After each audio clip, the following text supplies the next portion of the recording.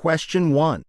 Mr. Hernandez is a 65-year-old California resident who is considering purchasing a long-term care insurance policy. He is concerned about the potential for needing nursing home care in the future. According to California law, which of the following statements is most accurate regarding guaranteed renewal provisions in long-term care insurance policies? A. Mr. Hernandez can only renew his policy if he remains healthy and continues to pay premiums. B. California law mandates guaranteed renewal for all long-term care insurance policies, regardless of the policyholder's health status. C. Mr. Hernandez can expect his premiums to increase significantly upon renewal, even if his health remains stable. D. Guaranteed renewal is only available for policies issued before a certain date in California. The correct answer is B. California law mandates guaranteed renewal for all long-term care insurance policies, regardless of the policyholder's health status. California law requires guaranteed renewal for all individual long-term care insurance policies issued in the state. This means that the insurance company cannot cancel Mr. Hernandez's policy as long as he continues to pay the premiums on time. However, the insurer can increase the premiums for an entire class of policyholders based on factors such as claims experience and inflation. It's important to consult the specific policy details for information regarding premium increases. Reference: California Code of Regulations, Title 10, Section 2646.4, B.1.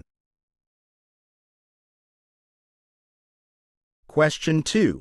Ms. Lee is a California resident who is applying for a Medicare supplement policy. She is aware that Medicare Parts A and B cover some healthcare expenses, but she wants additional coverage for costs like deductibles and coinsurance. During the application process, the insurance agent informs Ms. Lee about a pre-existing condition exclusion. What does a pre-existing condition exclusion typically mean in the context of Medicare supplement insurance in California? A. The supplement policy will not cover any future medical conditions, regardless of their cause. B. The supplement policy will not cover pre-existing conditions unless they are diagnosed after a certain waiting period. C. Medicare itself will deny coverage for any pre-existing conditions Ms. Lee may have. D. Pre-existing condition exclusions are not allowed in Medicare supplement policies in California. The correct answer is B. The supplement policy will not cover pre-existing conditions unless they are diagnosed after a certain waiting period. Medicare supplement policies in California cannot deny coverage or charge higher premiums based on a pre-existing condition. However, they can exclude coverage for treatment of pre-existing conditions for a limited initial period, typically up to 6 months from the effective date of the policy. This means Ms. Lee's supplement policy might not cover the costs associated with treating a pre-existing condition she had before enrolling in the plan, but for a limited timeframe only. Reference: California Department of Insurance, Medicare Supplement Insurance Guide. Question 3. A California resident is interested in purchasing a disability income insurance policy. They understand this type of policy can provide financial protection if they become unable to work due to illness or injury. When considering a disability income insurance policy, which of the following factors would be most important to determine the appropriate benefit amount? A. The cost of the policy itself.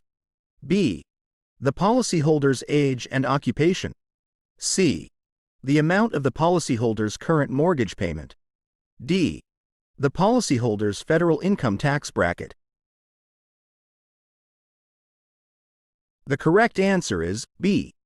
The policyholder's age and occupation. The appropriate benefit amount for a disability income insurance policy should be based on the policyholder's income replacement needs. This takes into account factors like the policyholder's age, occupation, and pre-tax income. A younger individual might have a higher income replacement need due to a longer potential career lifespan. Additionally, certain occupations with a higher risk of disability might require a larger benefit amount. Factors like current mortgage payment or tax bracket are not as directly relevant to determining the appropriate benefit amount. Reference: National Association of Insurance Commissioners, Disability Income Insurance Buyer's Guide. Question 4. Ms. Diaz is a California resident who is a producer licensed to sell life insurance. A client inquires about a universal life insurance policy. Which of the following statements is most accurate regarding the key characteristics of a universal life insurance policy in California? A. Universal life insurance policies in California offer a guaranteed death benefit and a fixed premium. B. The cash value in a universal life policy grows at a fixed interest rate set by the insurance company. C. Universal life insurance policies allow for flexible premium payments and the potential for cash value accumulation. D. Universal life insurance policies are considered term life insurance products with a level premium for a specific period. The correct answer is C. Universal life insurance policies allow for flexible premium payments and the potential for cash value accumulation. Universal life insurance is a type of permanent life insurance that offers flexible premiums and the potential for cash value accumulation. Policyholders can adjust their premium payments within certain limits, which can impact the growth of the cash value and the death benefit. Unlike term life insurance, universal life offers lifetime coverage as long as premiums are paid. Reference: California Department of Insurance, Life Insurance Basics. Question 5. Mr. Chen is a California resident who is considering purchasing a health insurance policy with an HMO, Health Maintenance Organization, plan. He has heard that HMO plans typically have lower premiums compared to PPO, Preferred Provider Organization, plans. What is one of the main trade-offs associated with choosing an HMO plan in California? A. HMO plans offer a wider network of healthcare providers for policyholders to choose from. B. HMO plans typically require a referral from a primary care physician, PCP, to see specialists. C. HMO plans have higher deductibles and coinsurance compared to PPO plans. D. HMO plans are not compliant with the essential health benefits requirements mandated by the Affordable Care Act. The correct answer is B. HMO plans typically require a referral from a primary care physician, PCP, to see specialists. HMO plans generally have lower premiums because they have a network of contracted providers that policyholders must utilize for most covered services. This network approach allows for cost control for the insurer. A key trade-off is that HMO plans often require a referral from a primary care physician, PCP, to see specialists within the network. PPO plans, on the other hand, offer more flexibility in choosing providers but typically come with higher premiums. Reference: California Department of Managed Healthcare, choosing a health plan. Question 6. A California resident is applying for an individual health insurance policy. During the application process, they are asked to disclose pre-existing medical conditions. According to California's health insurance reform law, which of the following statements is true regarding pre-existing conditions and individual health insurance coverage? A. Insurance companies in California can deny coverage based on a pre-existing condition. B. Insurers can charge higher premiums for individual policies based on a pre-existing condition. C. California law requires guaranteed issue for all individual health insurance policies, regardless of health status. D. Individuals with pre-existing conditions can only obtain coverage through high-risk health insurance pools in California. The correct answer is C. California law requires guaranteed issue for all individual health insurance policies, regardless of health status. California's health insurance reform law prohibits insurance companies from denying coverage or charging higher premiums based on a pre-existing condition for individual health insurance policies. This is known as guaranteed issue, which means insurers must offer coverage to all applicants regardless of their health status. Reference: California Department of Insurance, Individual Health Insurance Basics. Question 7. Ms. Rodriguez is a California resident who is considering purchasing a critical illness insurance policy. This type of policy is designed to provide a lump sum benefit if the policyholder is diagnosed with a covered critical illness. When explaining critical illness insurance to Ms. Rodriguez, how should a life and health insurance producer address the concept of financial indemnity? A. Critical illness insurance reimburses the policyholder for all out-of-pocket medical expenses related to a covered critical illness. B. The benefit payout from a critical illness policy is intended to provide financial flexibility for the policyholder to manage expenses associated with the illness. C. Critical illness insurance covers the cost of specific medical treatments for covered critical illnesses. D. The benefit payout is used to replace the policyholder's lost income if they are unable to work due to a covered critical illness. The correct answer is B. The benefit payout from a critical illness policy is intended to provide financial flexibility for the policyholder to manage expenses associated with the illness. Critical illness insurance provides a financial indemnity benefit. This means the payout is not tied to specific medical expenses. The policyholder can use the lump sum benefit for various purposes related to the illness, such as covering out-of-pocket medical costs, lost income, or other financial needs. Reference: National Association of Insurance Commissioners, Critical Illness Insurance Buyer's Guide. Question 8. Mr. Khan, a California resident, is an agent licensed to sell accident insurance. A client inquires about an accident insurance policy and wants to understand the concept of a benefit period. How would Mr. Khan most accurately explain the benefit period in accident insurance? A. The benefit period is the time frame during which the policyholder must pay premiums to keep the policy in force. B. It refers to the specific window of time after an accident when the policyholder is eligible to file a claim. C. The benefit period determines how long an insured person has after an accident to receive medical treatment. D. The benefit period dictates the maximum time frame for which the policy will pay benefits after a covered accident. The correct answer is D. The benefit period dictates the maximum time frame for which the policy will pay benefits after a covered accident. The benefit period in accident insurance specifies the maximum time frame after a covered accident during which the policy will pay benefits.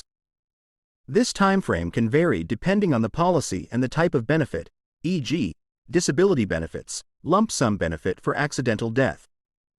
It's important for the agent to clarify the specific benefit period for different coverages within the accident insurance policy. Reference: California Department of Insurance, Accident Insurance. Question 9. A California resident is considering purchasing a long-term care insurance policy. They are aware of state regulations requiring insurers to offer inflation protection on long-term care benefits. What is the main purpose of inflation protection in a long-term care insurance policy? A. Inflation protection ensures the policy remains active even if premiums are not paid on time. B. It guarantees the policyholder will be eligible for benefits regardless of their health status at the time of claim. C. Inflation protection automatically increases the benefit amount over time to keep pace with rising healthcare costs. D. With inflation protection, the daily benefit amount remains fixed throughout the entire coverage period. The correct answer is C. Inflation protection automatically increases the benefit amount over time to keep pace with rising healthcare costs. Inflation protection is a valuable feature in long-term care insurance because the cost of care facilities is likely to increase over time due to inflation. With inflation protection, the benefit amount automatically increases periodically to help maintain the purchasing power of the benefit in the future. This ensures the policyholder has sufficient funds to cover the potentially rising costs of long-term care services. Reference: California Department of Insurance, Long-Term Care Insurance Shopper's Guide. Question 10. Ms. Garcia is a California resident who is a producer licensed to sell health insurance. A client inquires about the difference between a deductible and coinsurance in a health insurance plan. How can Ms. Garcia most accurately explain these concepts? A. A deductible is a fixed dollar amount the policyholder must pay for covered services before the insurance company starts sharing costs. Coinsurance is a flat fee charged by the insurer for each covered service. B. Deductible and coinsurance are the same. They both represent the portion of covered medical expenses that the policyholder is responsible for. C. Coinsurance is a fixed percentage of covered medical expenses that the policyholder shares with the insurer after the deductible is met. The deductible is a one-time payment for covered services in a calendar year. D. The deductible applies to preventive care services, while coinsurance applies to inpatient hospital stays only. The correct answer is C. Coinsurance is a fixed percentage of covered medical expenses that the policyholder shares with the insurer after the deductible is met. The deductible is a one-time payment for covered services in a calendar year. A deductible is a fixed dollar amount the policyholder must pay out of pocket for covered medical expenses before the insurance company starts sharing costs. Coinsurance is a percentage of covered medical expenses that the policyholder shares with the insurer after the deductible has been met. Both deductible and coinsurance act as cost-sharing mechanisms that encourage policyholders to be mindful of healthcare utilization. Reference: California Department of Managed Healthcare, Understanding Health Insurance Costs. Question 11. Mr. Anderson, a California resident, is considering purchasing a cancer insurance policy. This type of policy is designed to provide a lump sum benefit or additional expense coverage if the policyholder is diagnosed with cancer. When explaining cancer insurance to Mr. Anderson, how should a life and health insurance producer address the concept of exclusions? A. Cancer insurance policies typically do not have any exclusions, and they cover all types of cancer diagnoses. B. Exclusions can vary by policy, but they might limit coverage for pre-existing cancers or specific types of cancer. C. Cancer insurance primarily covers preventive cancer screenings. Exclusions typically apply to treatment costs. D. The death benefit from a life insurance policy can be used to cover expenses related to a cancer diagnosis. The correct answer is B. Exclusions can vary by policy, but they might limit coverage for pre-existing cancers or specific types of cancer. It's important for the producer to explain that cancer insurance policies can have exclusions. These exclusions can limit coverage for specific situations, such as pre-existing cancers diagnosed before policy inception, certain types of cancer, or specific treatment methods. A careful review of the policy exclusions is crucial before purchasing cancer insurance. Reference: National Association of Insurance Commissioners, Cancer Insurance Buyer's Guide. Question 12. A California resident is applying for a Medicare supplement policy, Medigap. They understand that Medicare Parts A and B cover a significant portion of healthcare expenses, but they want additional coverage for gaps in Medicare coverage, such as deductibles and coinsurance. California regulations require Medigap policies to be standardized and follow specific plans designated by letters A, B, C, etc. What is the main benefit of standardized Medigap plans in California? A. Standardized plans allow insurance companies to offer significant premium discounts for certain Medigap plan options. B. Medigap plans with different letters offer identical coverage. The lettering system is for administrative purposes only. C. Standardization ensures that Medigap plans with the same letter designation from different insurers provide the same essential benefits. D. Standardized plans limit the number of Medigap plans available to California residents, reducing consumer choice. The correct answer is C. Standardization ensures that Medigap plans with the same letter designation from different insurers provide the same essential benefits. Standardization is a key feature of Medigap policies in California. It ensures that Medigap plans with the same letter designation, e.g., Plan F, Plan G, from different insurance companies offer the same essential benefits. This allows consumers to compare plans based on factors like price and network coverage without worrying about significant variations in covered benefits between insurers using the same plan letter. Reference: California Department of Insurance, Medicare Supplement Insurance Guide. Question 13. Ms. Walker is a California resident interested in purchasing an individual health insurance policy. She is concerned about the potential for the insurance company to rescind her policy after it has been issued. According to California law, under what circumstances can a health insurance company rescind an individual health insurance policy? A. The policyholder fails to make a premium payment within the grace period. B. The policyholder misrepresented their health status on the application in a material way. C. The insurance company experiences a significant increase in claims payouts. D. Ms. Walker reaches the policy's maximum benefit payout limit. The correct answer is B. The policyholder misrepresented their health status on the application in a material way. In California, health insurance companies can rescind an individual health insurance policy if the policyholder misrepresented their health status on the application in a material way. A material misrepresentation refers to a false or misleading statement that could have influenced the insurer's decision to issue the policy or the premium charged.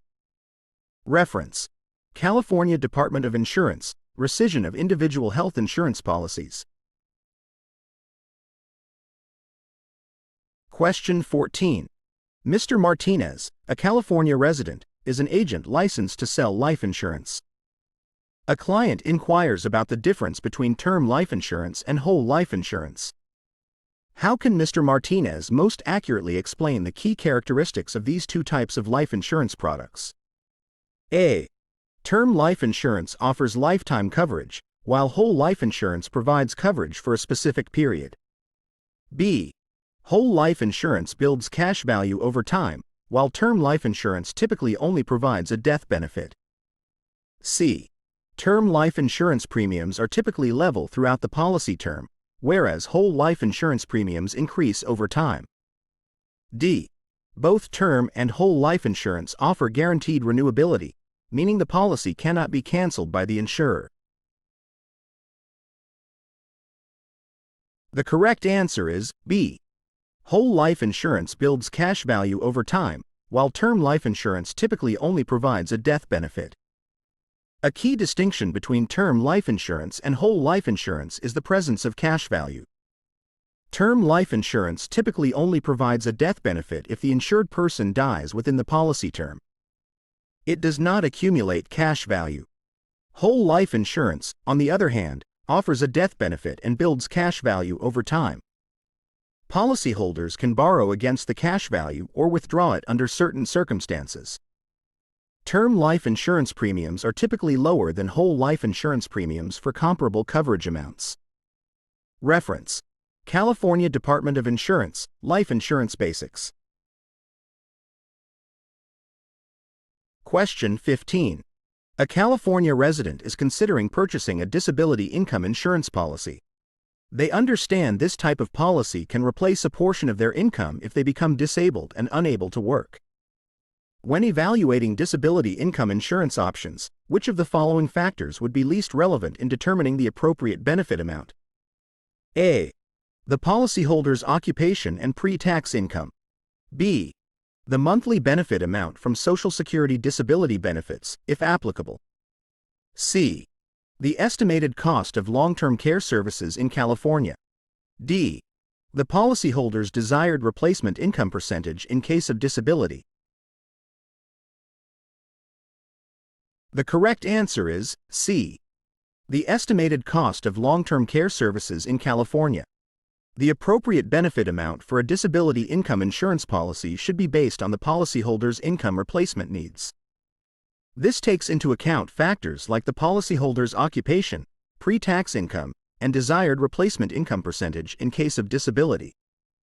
Social Security disability benefits, if applicable, can be factored in to determine the additional benefit needed from the disability income insurance policy.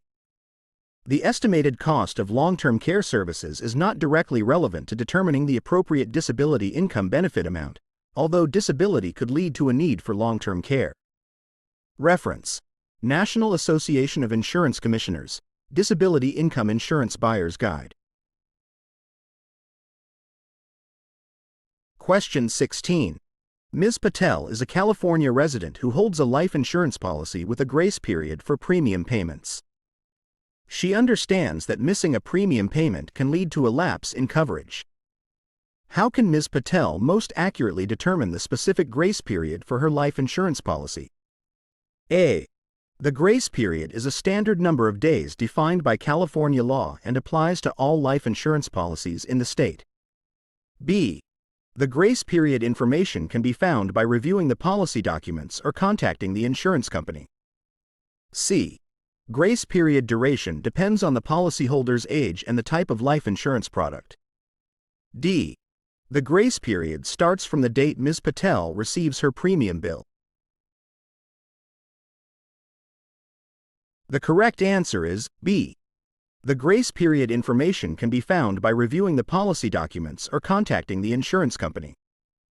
The specific grace period for a life insurance policy is not mandated by California law and can vary depending on the insurance company and the policy itself. The most reliable way for Ms. Patel to determine the grace period is to review her policy documents, e.g., policy jacket, or by contacting the insurance company directly. Reference: California Department of Insurance, Life Insurance Basics. Question 17.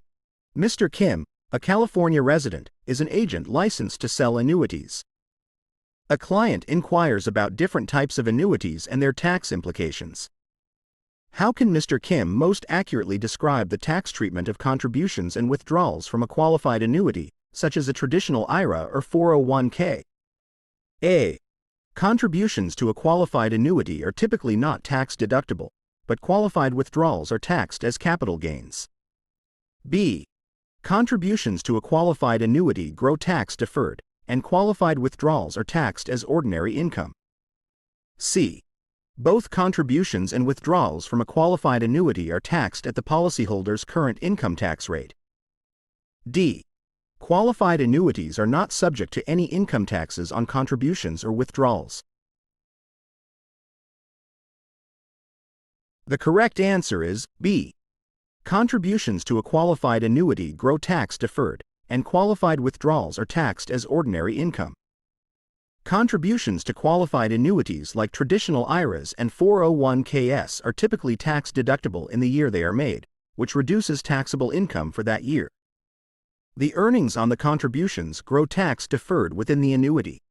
Qualified withdrawals from a qualified annuity, however, are taxed as ordinary income. This means they are taxed at the policyholder's regular income tax rate in the year the withdrawal is taken. Reference: Internal Revenue Service, Retirement Topics, Traditional IRAs. Question 18. A California resident is considering purchasing a long-term care insurance policy. They are aware of California's regulations regarding mandatory benefits included in long-term care insurance policies. Which of the following is not a mandatory benefit included in California-approved long-term care insurance policies? A. Coverage for home health care services. B. Coverage for nursing home care services. C. Coverage for dental care services. D. Coverage for adult daycare services. The correct answer is C. Coverage for dental care services. California law mandates that all long-term care insurance policies issued in the state must cover a specific set of core services. These core services include home health care, nursing home care, adult daycare, and respite care. Dental care is not a mandatory benefit included in California-approved long-term care insurance policies.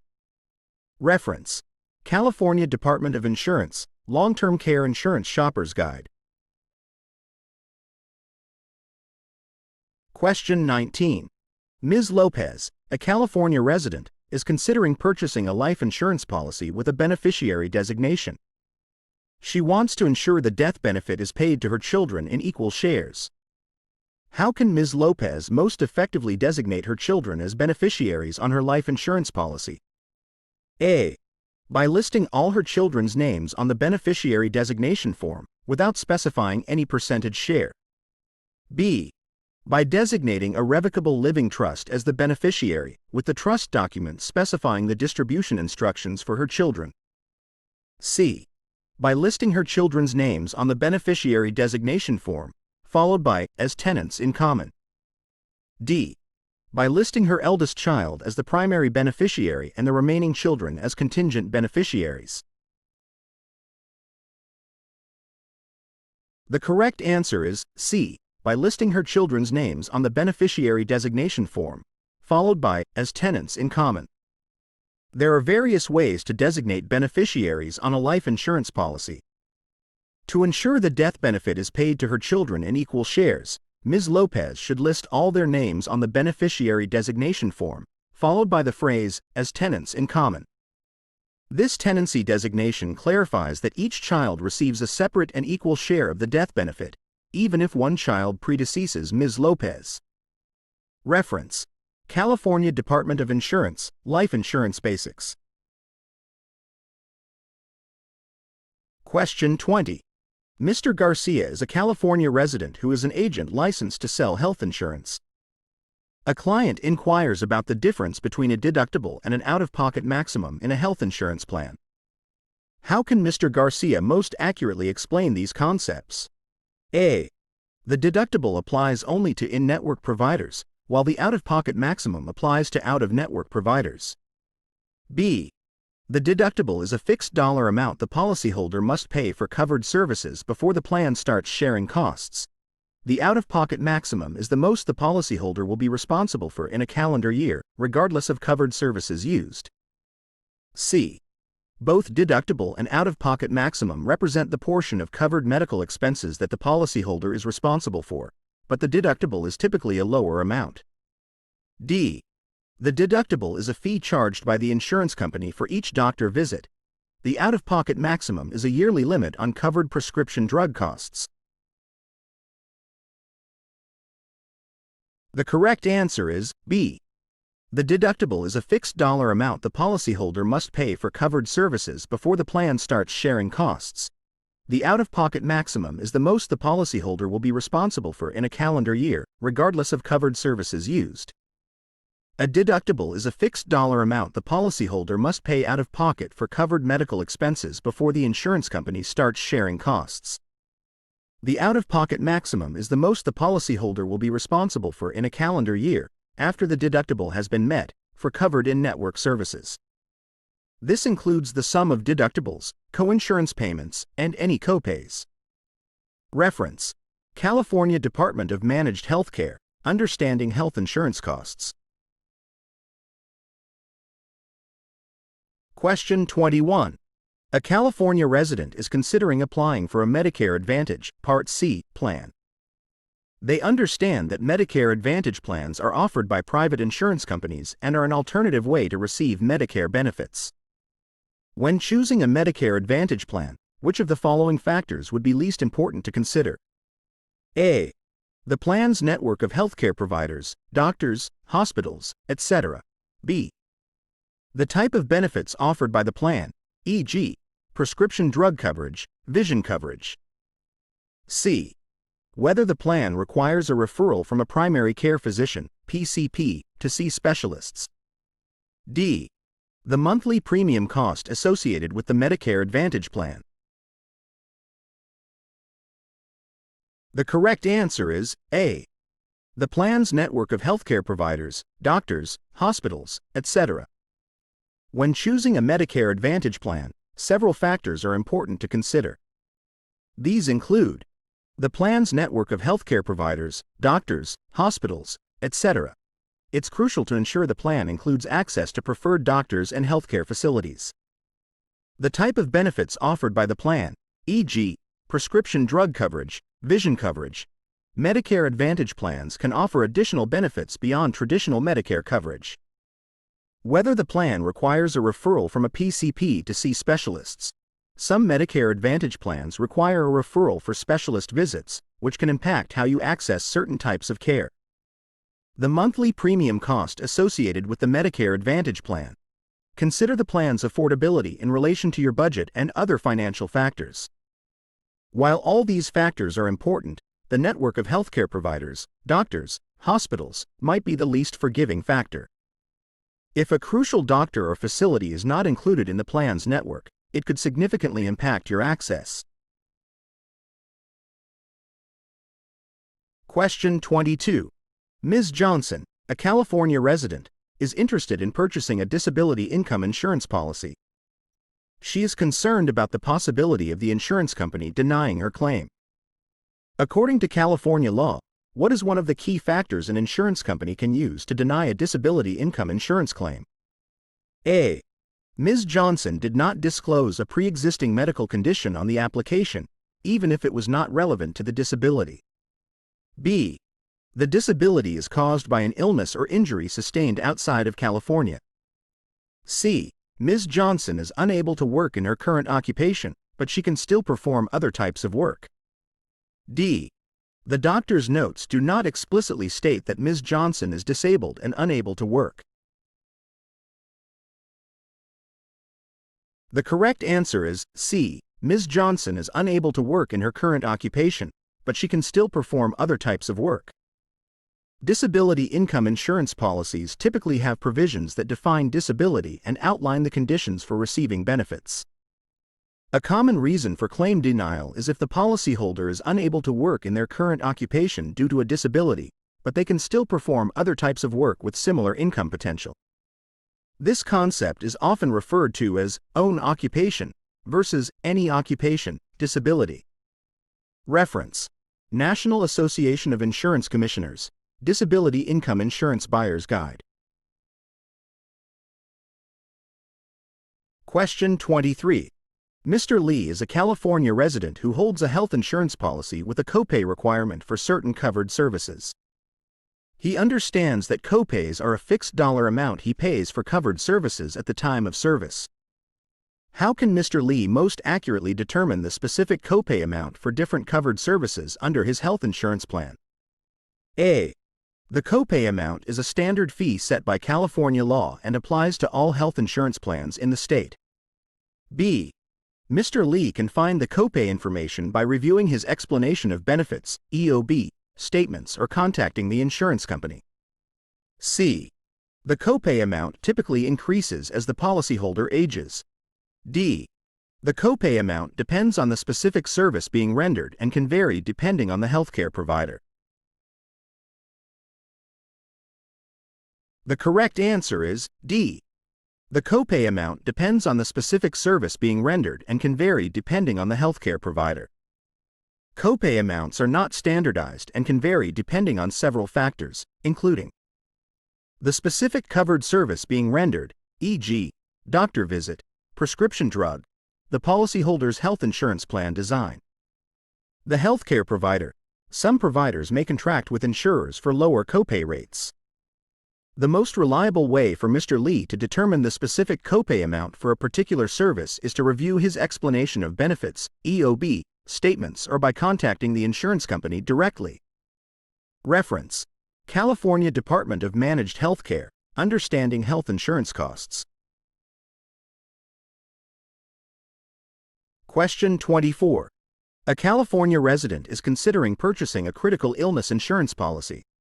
They are aware that these policies typically pay a lump sum benefit if the policyholder is diagnosed with a covered critical illness. When evaluating critical illness insurance options, which of the following factors would be least relevant in determining the appropriate benefit amount? A. The cost of potential future medical treatments for covered critical illnesses. B. The policyholder's current income and potential loss of income due to illness. C. The existing life insurance coverage amount the policyholder already has. D. The estimated long-term care costs associated with a critical illness. The correct answer is C.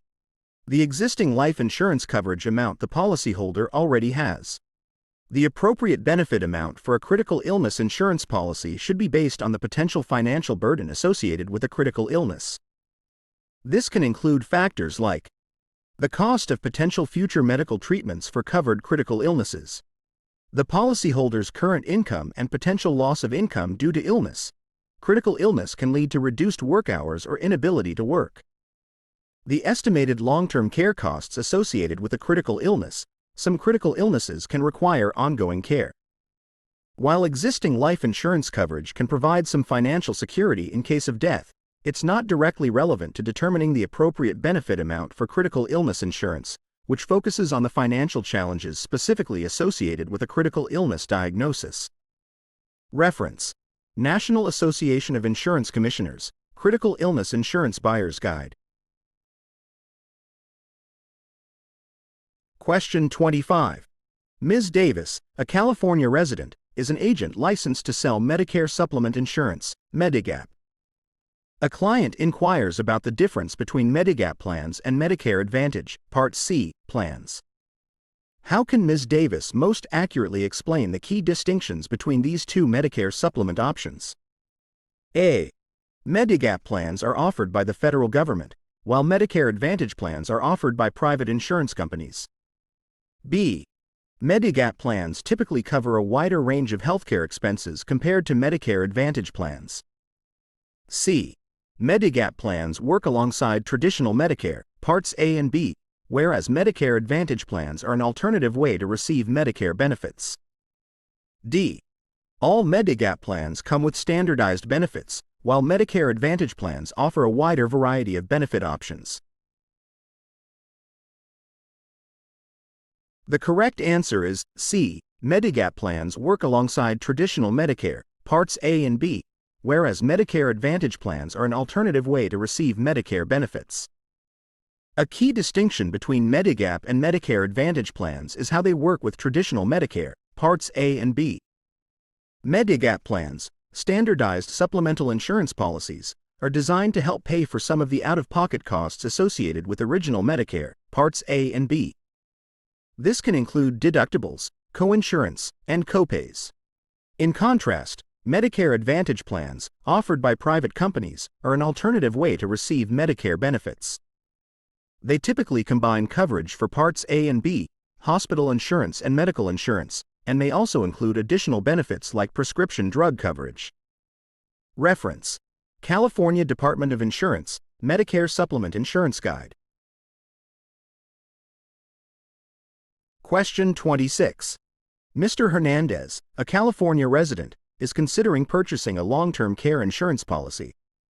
He is aware that these policies can help cover the costs of care in a nursing home or assisted living facility. When evaluating long-term care insurance options, which of the following factors would be least important to consider? A. The daily benefit amount offered by the policy and how long it will last. B. The elimination period, waiting period, before benefits kick in after a qualifying event. C. Whether the policy covers home health care services as an alternative to facility care. D. The inflation protection feature that increases the benefit amount over time. The correct answer is A. The daily benefit amount offered by the policy and how long it will last. When evaluating long-term care insurance options, several factors are important to consider. The daily benefit amount. This determines how much the policy will pay per day towards covered long-term care services. The benefit period, length of time the policy will pay benefits. This specifies the maximum duration for which the policy will pay the daily benefit amount. The elimination period. This is the waiting period after a qualifying event, e.g., needing assistance with daily living activities, before the policy starts paying benefits. Whether the policy covers home health care services. Some policies may cover care received at home as an alternative to a nursing home or assisted living facility. Inflation protection. This feature automatically increases the benefit amount over time to help keep pace with the rising cost of long-term care services. While all these factors are important, the specific daily benefit amount offered by the policy might be less crucial compared to other factors like the benefit period and elimination period.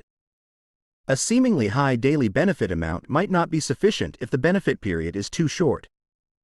Reference: California Department of Insurance, Long-Term Care Insurance Shopper's Guide. Question 28. Ms. Garcia is a California resident who is a producer licensed to sell life insurance. A client inquires about a life insurance policy with a significantly lower premium compared to other options presented. Ms. Garcia suspects the policy might not be suitable for the client's needs.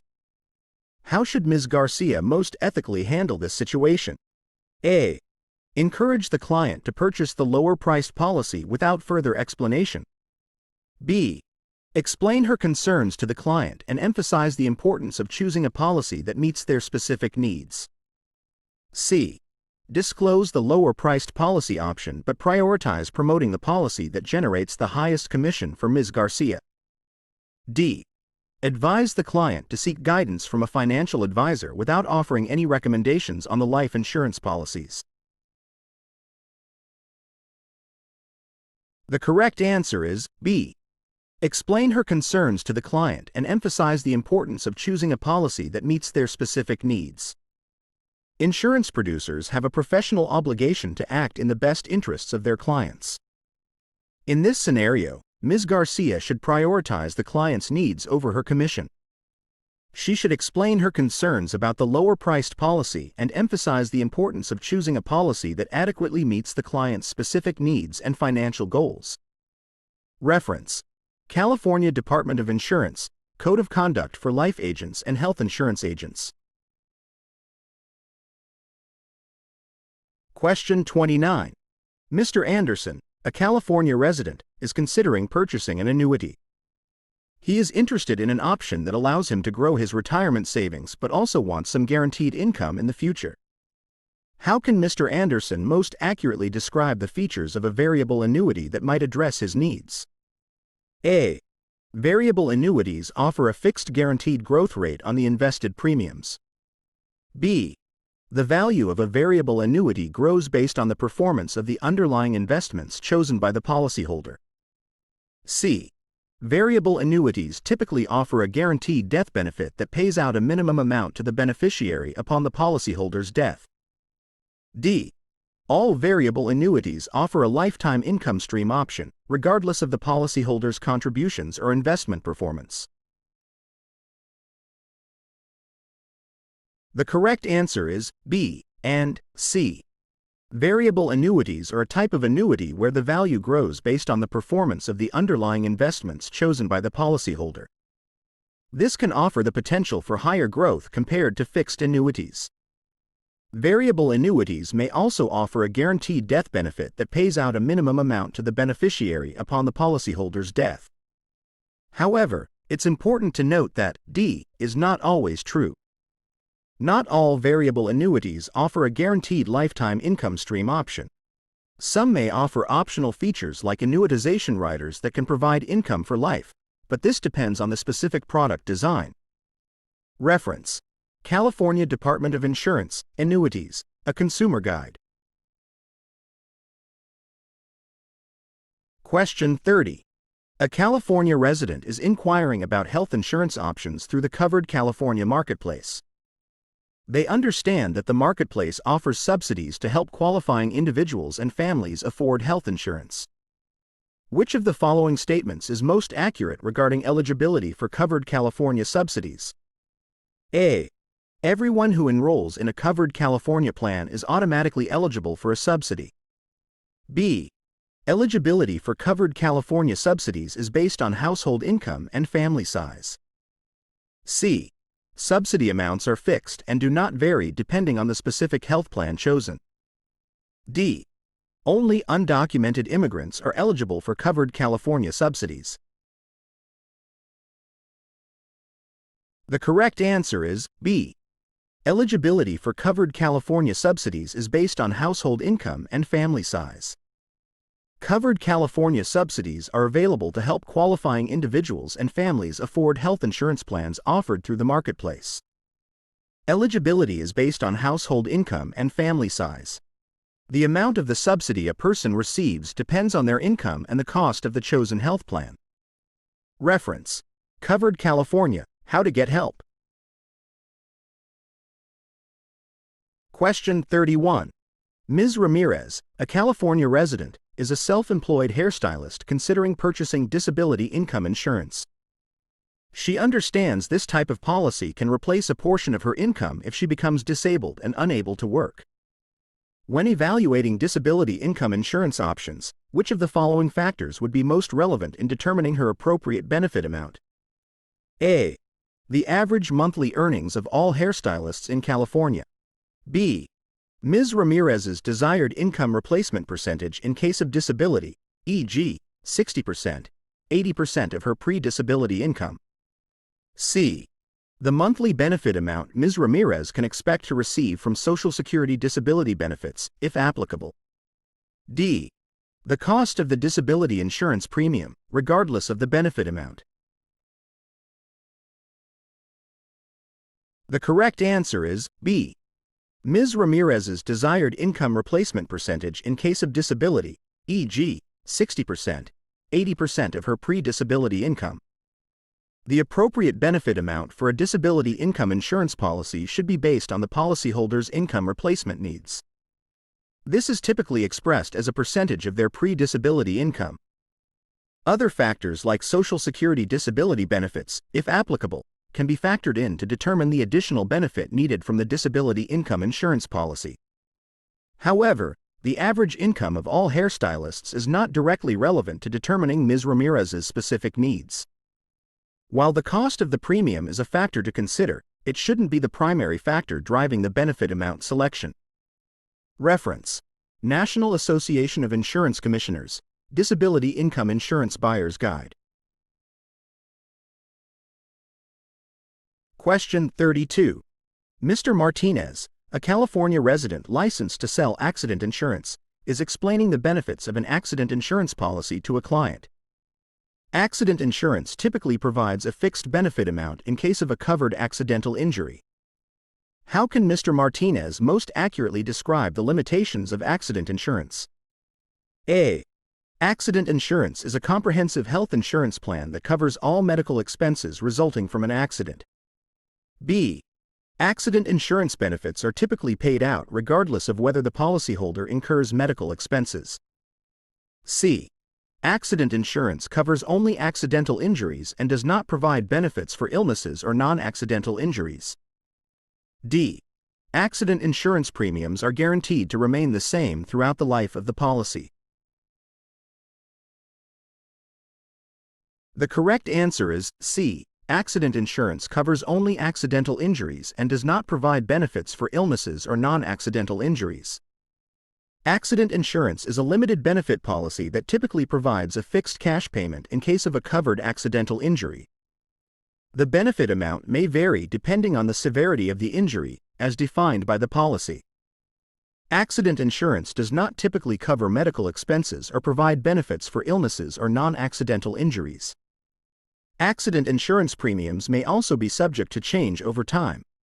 Reference: California Department of Insurance, Accident Insurance.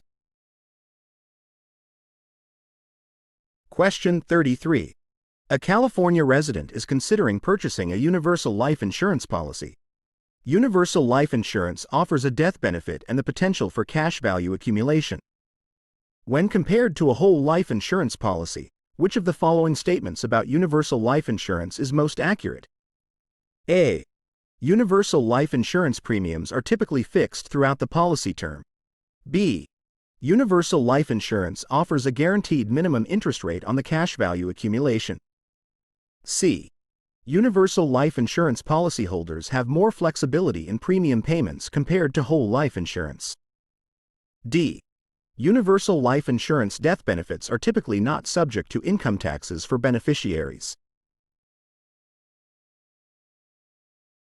The correct answer is C. Universal life insurance policyholders have more flexibility in premium payments compared to whole life insurance. Both universal life and whole life insurance offer a death benefit and cash value accumulation. However, they differ in some key aspects. Universal life insurance typically offers more flexibility in premium payments compared to whole life insurance. Policyholders may have the option to adjust premium payments within certain limits. However, unlike whole life insurance, universal life policies do not guarantee a minimum interest rate on the cash value accumulation. The interest credited to the cash value can vary depending on the product design and current market conditions. Universal life insurance death benefits are typically not subject to income taxes for beneficiaries, similar to whole life insurance.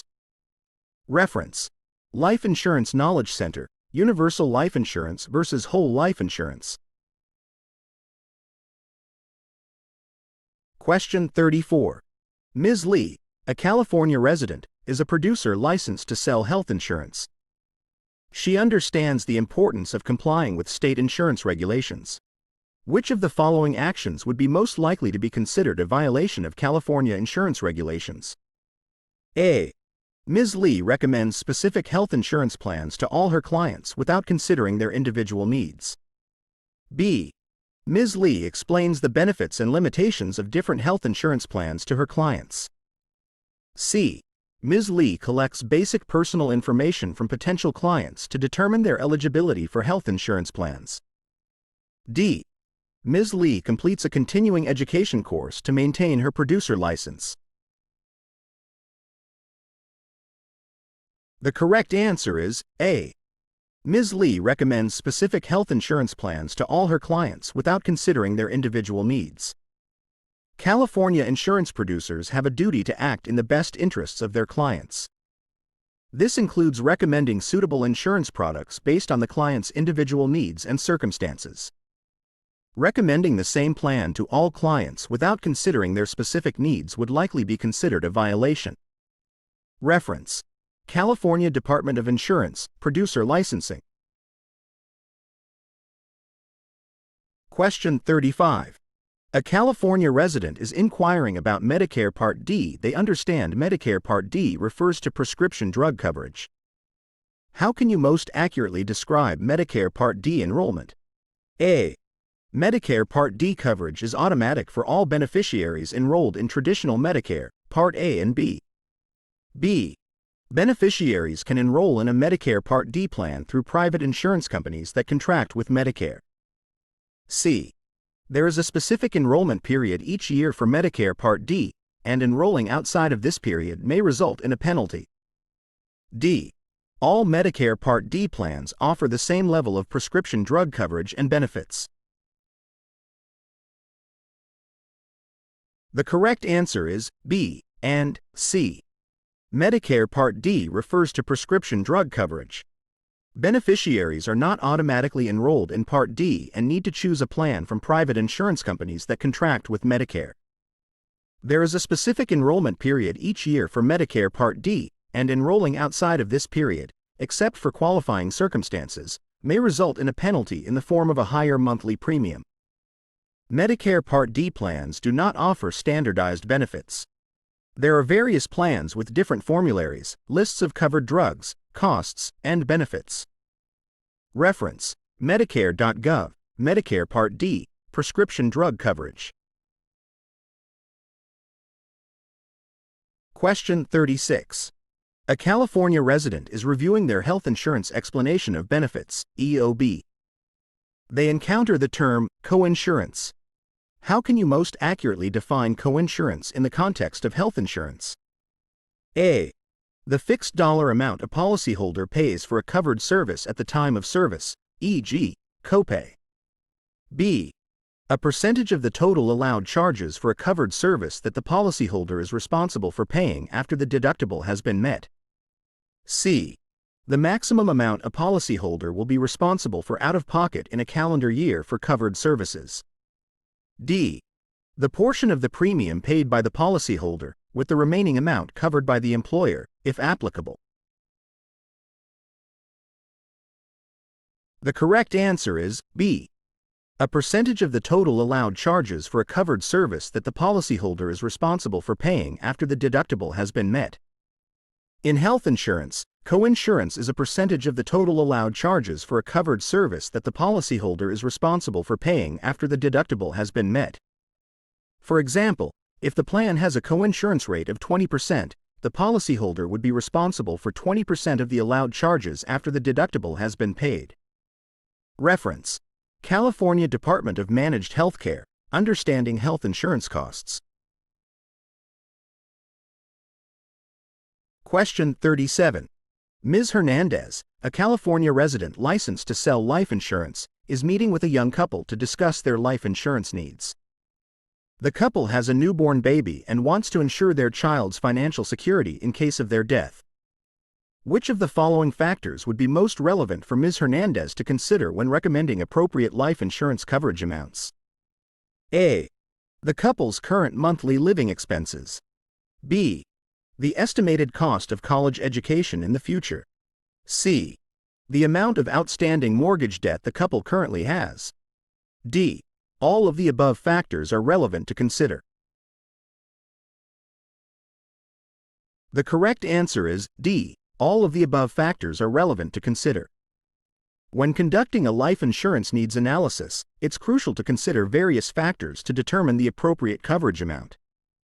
In this scenario, all of the following factors are relevant for Ms. Hernandez to consider. The couple's current monthly living expenses. This helps estimate the income needed to replace their financial contributions towards household expenses if they die. The estimated cost of college education in the future. Life insurance can help ensure funds are available to cover future educational expenses for the child. The amount of outstanding mortgage debt. Life insurance can help ensure the mortgage is paid off in case of death, eliminating this financial burden for the surviving spouse and child. Reference: National Association of Insurance Commissioners, Life Insurance Needs Analysis. Question 38. Mr. Khan, a California resident, is considering purchasing an annuity with a death benefit rider. This optional rider typically guarantees a minimum payout to the beneficiary in case of the annuitant's death. How can Mr. Khan most accurately describe the trade-off associated with adding a death benefit rider to an annuity? A. Death benefit riders typically increase the value of the annuity's cash accumulation over time. B. Adding a death benefit rider may reduce the amount of guaranteed income Mr. Khan will receive from the annuity. C. Death benefit riders are required on all annuity products sold in California. D. Death benefit riders pay out a minimum amount regardless of how much Mr. Khan has contributed to the annuity. The correct answer is B. Adding a death benefit rider may reduce the amount of guaranteed income Mr. Khan will receive from the annuity. Death benefit riders are optional features that can be added to annuities for an additional cost. They guarantee a minimum payout to the beneficiary in case of the annuitant's death. However, adding a death benefit rider often comes with a trade-off. A portion of the annuity's premium is used to fund the death benefit, which may reduce the amount of money available to grow the cash value and ultimately may reduce the amount of guaranteed income Mr. Khan will receive from the annuity in the future. Reference: California Department of Insurance, Annuities, a Consumer Guide. Question 39. A California resident is unhappy with a decision made by their health insurance company regarding a claim denial. They understand they have the right to appeal the decision. What is the most important first step for the policyholder to take when initiating an appeal? A. Contact an attorney to file a lawsuit against the health insurance company. B. Review the explanation of benefits, EOB, denial notice to understand the reason for the claim denial. C. File a formal appeal directly with the California Department of Insurance. D. Submit a written appeal to the health insurance company following their established procedures for claim appeals. The correct answer is D. Submit a written appeal to the health insurance company following their established procedures for claim appeals. Most health insurance plans have a formal process for appealing claim denials. The most important first step for the policyholder is to submit a written appeal directly to the health insurance company following their established procedures for claim appeals. This typically involves reviewing the EOB denial notice to understand the reason for the denial and submitting a written request for reconsideration, outlining why they believe the decision should be overturned. If the appeal is unsuccessful with the health insurance company, then the policyholder may have the option to file a formal complaint with the California Department of Insurance. Reference: California Department of Managed Healthcare, filing an appeal or grievance. Question 40. A California resident is considering purchasing disability income insurance. They understand that most policies have a waiting period before benefits begin after a qualifying disability. Which of the following factors would be most relevant when considering the appropriate waiting period for a disability insurance policy? A. The policyholder's occupation, e.g., physically demanding jobs, may warrant a shorter waiting period. B. The amount of the policyholder's emergency savings that could be used to cover expenses during the waiting period. C. Whether the disability insurance policy is guaranteed renewable or non-cancelable. D. All of the above factors are relevant to consider when choosing a waiting period. The correct answer is D. All of the above factors are relevant to consider when choosing a waiting period. The waiting period in a disability insurance policy is the time between the onset of a disability and when benefit payments start. Choosing an appropriate waiting period involves considering several factors. Occupation. Someone in a physically demanding job with limited sick leave might choose a shorter waiting period compared to someone in a desk job with ample paid leave. Emergency savings. A longer waiting period can be more affordable, but the policyholder should have sufficient emergency savings to cover expenses during the waiting period. Guaranteed renewability or non-cancelability. Guaranteed renewable policies ensure the insurance company can't cancel the policy after it's issued, but they can increase premiums. Non-cancelable policies guarantee the premium and can't be canceled by the insurer, but they may be more expensive initially. Reference: National Association of Insurance Commissioners, Disability Income Insurance Buyer's Guide. Question 41. A California resident is interested in purchasing long-term care insurance.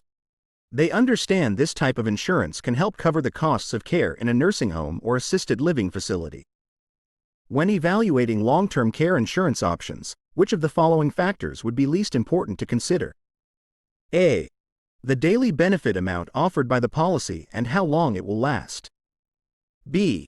Whether the policy covers home health care services as an alternative to facility care. C.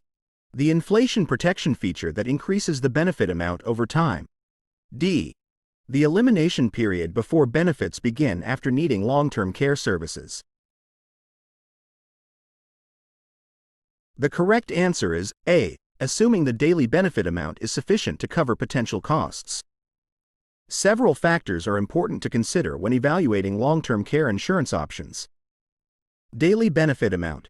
This determines how much the policy will pay per day towards covered long-term care services. It should be sufficient to cover the expected cost of care in your desired facility type, e.g., nursing home, assisted living. Benefit period. This specifies the maximum duration for which the policy will pay the daily benefit amount.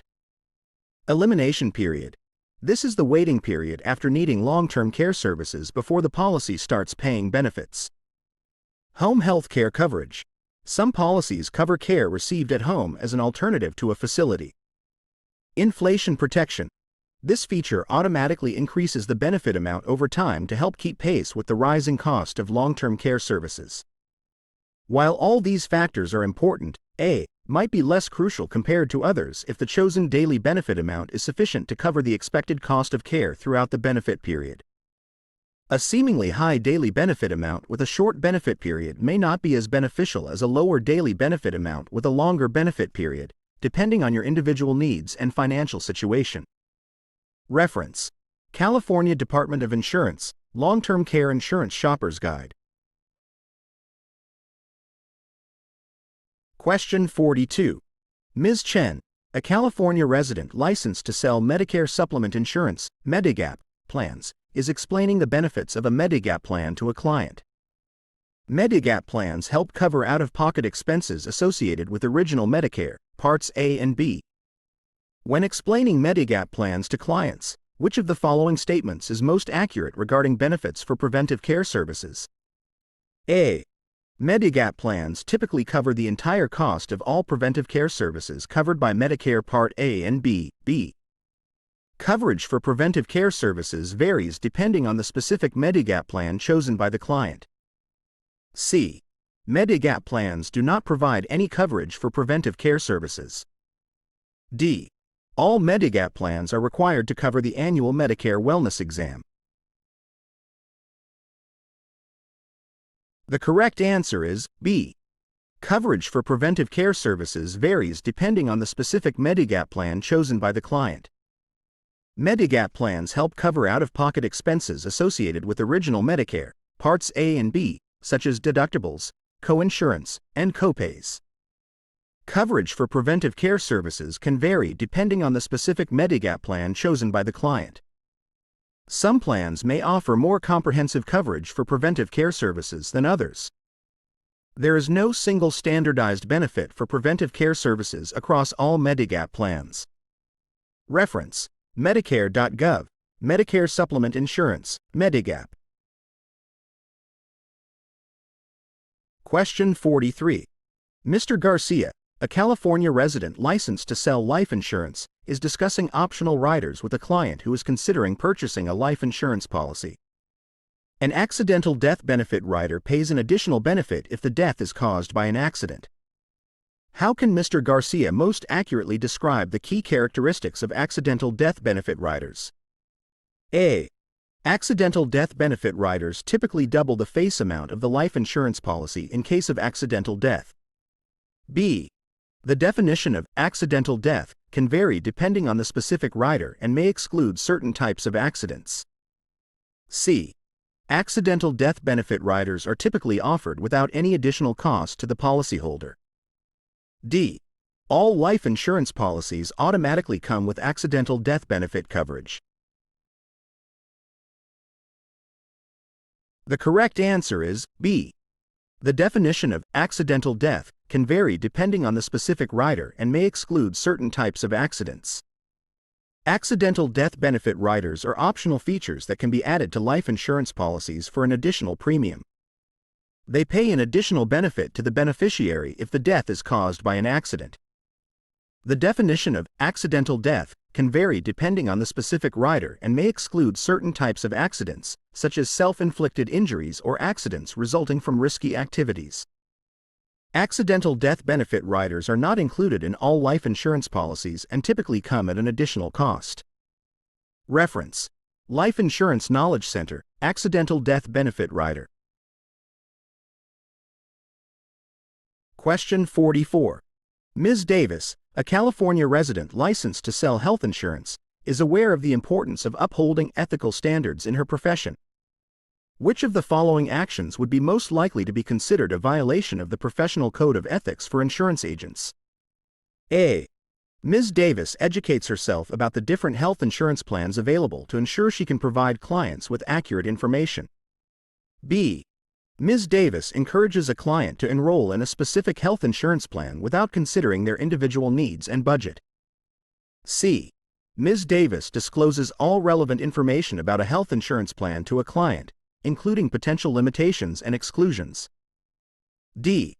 Ms. Davis builds trust with her clients by being responsive and readily available to answer their questions.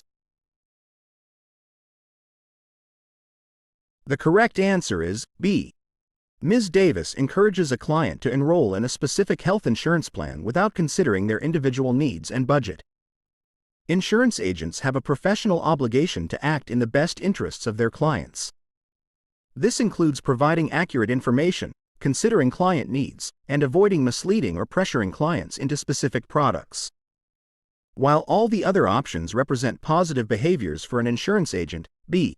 Prioritizing enrolling a client in a specific plan without considering their needs would be a violation of ethical conduct. Reference: California Department of Insurance, Code of Conduct for Life Agents and Health Insurance Agents. Question 45. A California resident is reviewing their health insurance policy and encounters the term exclusion. In health insurance, what does an exclusion typically refer to? A. Services covered by the health insurance plan at 100% with no out-of-pocket costs for the policyholder. B.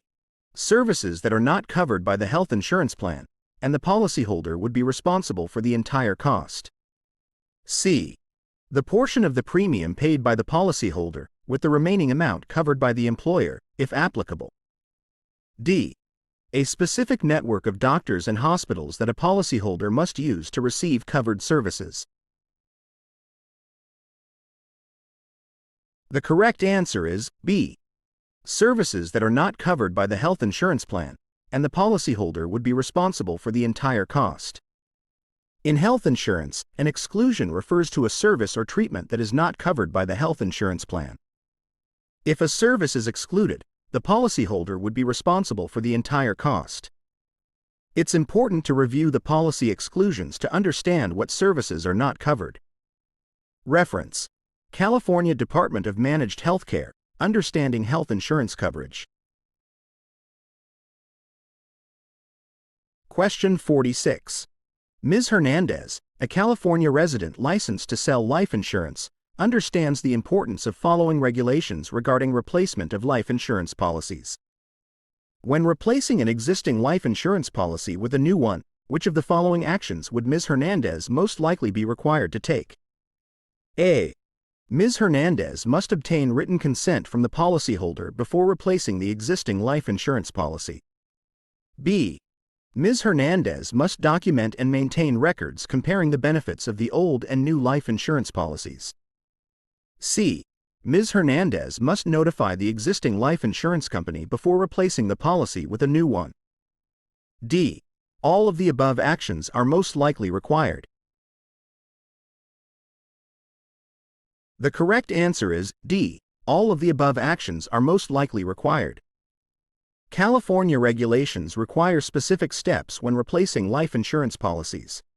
Ms. Hernandez would likely be required to obtain written consent from the policyholder before replacing the existing policy. Document and maintain records comparing the benefits of the old and new life insurance policies, including features, costs, and coverage details. Notify the existing life insurance company of the intent to replace the policy, typically within a specific timeframe as mandated by regulations. Reference: California Department of Insurance, Replacing Life Insurance. Question 47. A California resident licensed to sell health insurance is aware of the Health Insurance Portability and Accountability Act, HIPAA, regulations. HIPAA protects the privacy of a person's health information. How can you most accurately describe situations where a health insurance agent can disclose a client's protected health information, FI, without written authorization? A. A health insurance agent can disclose FI to anyone who requests the information. B. FI can be disclosed only with written authorization from the client, except in limited exceptions allowed by HIPAA. C. FI can be disclosed to the client's employer to verify employment status. D. FI can be disclosed to marketing companies to offer the client additional health insurance options. The correct answer is B. FI can be disclosed only with written authorization from the client, except in limited exceptions allowed by HIPAA. HIPAA safeguards the privacy of a person's health information. Health insurance agents can generally only disclose a client's FI with their written authorization. There are some limited exceptions where disclosure may be permitted without written authorization, such as for treatment purposes, public health activities, or fraud investigations. However, options C and D would not be valid reasons to disclose FI without authorization. Reference: HIPAA for agents and brokers, U.S. Department of Health and Human Services.gov.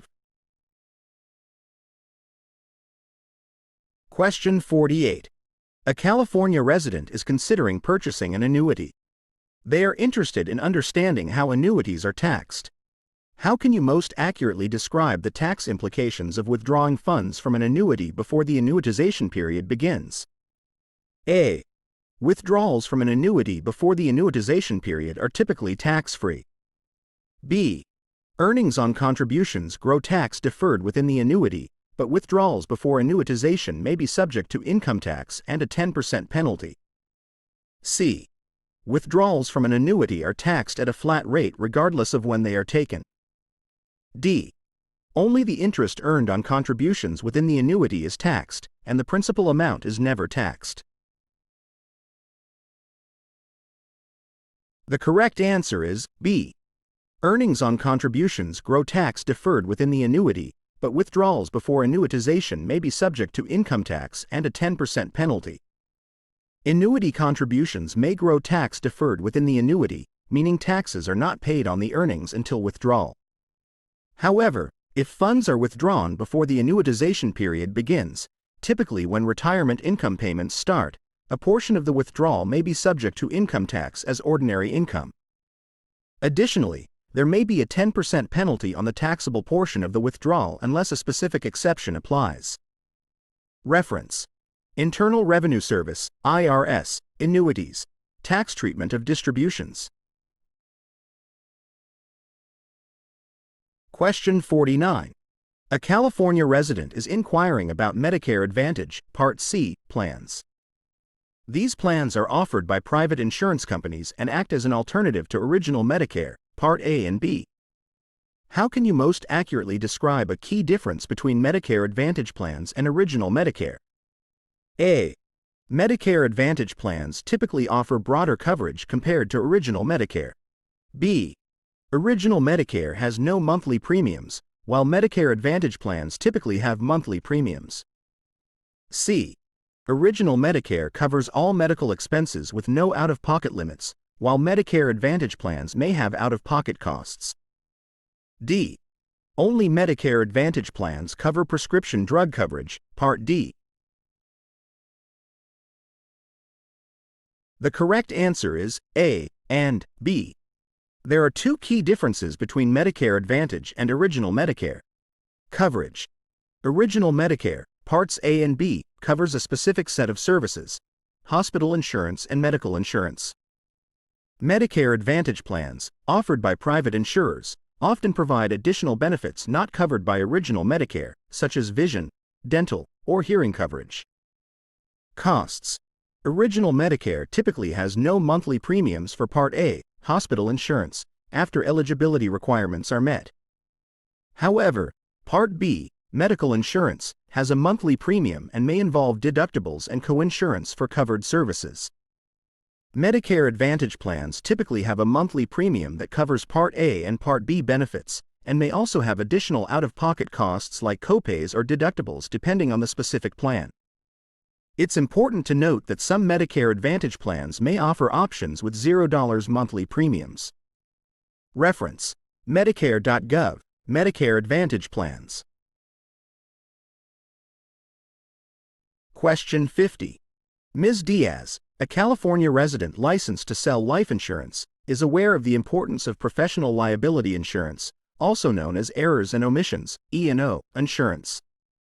What is the most likely purpose of E&O insurance for Ms. Diaz? A. E&O insurance reimburses Ms. Diaz for any life insurance policies that are canceled due to client dissatisfaction. B. E&O insurance covers Ms. Diaz's legal expenses and potential damages awarded in a lawsuit if she is accused of errors or omissions in her professional duties. C. E&O insurance ensures Ms. Diaz receives her commissions even if a client decides not to move forward with a life insurance policy. D. E&O insurance protects Ms. Diaz's personal assets in case of a business-related liability claim. The correct answer is B. E&O insurance covers Ms. Diaz's legal expenses and potential damages awarded in a lawsuit if she is accused of errors or omissions in her professional duties.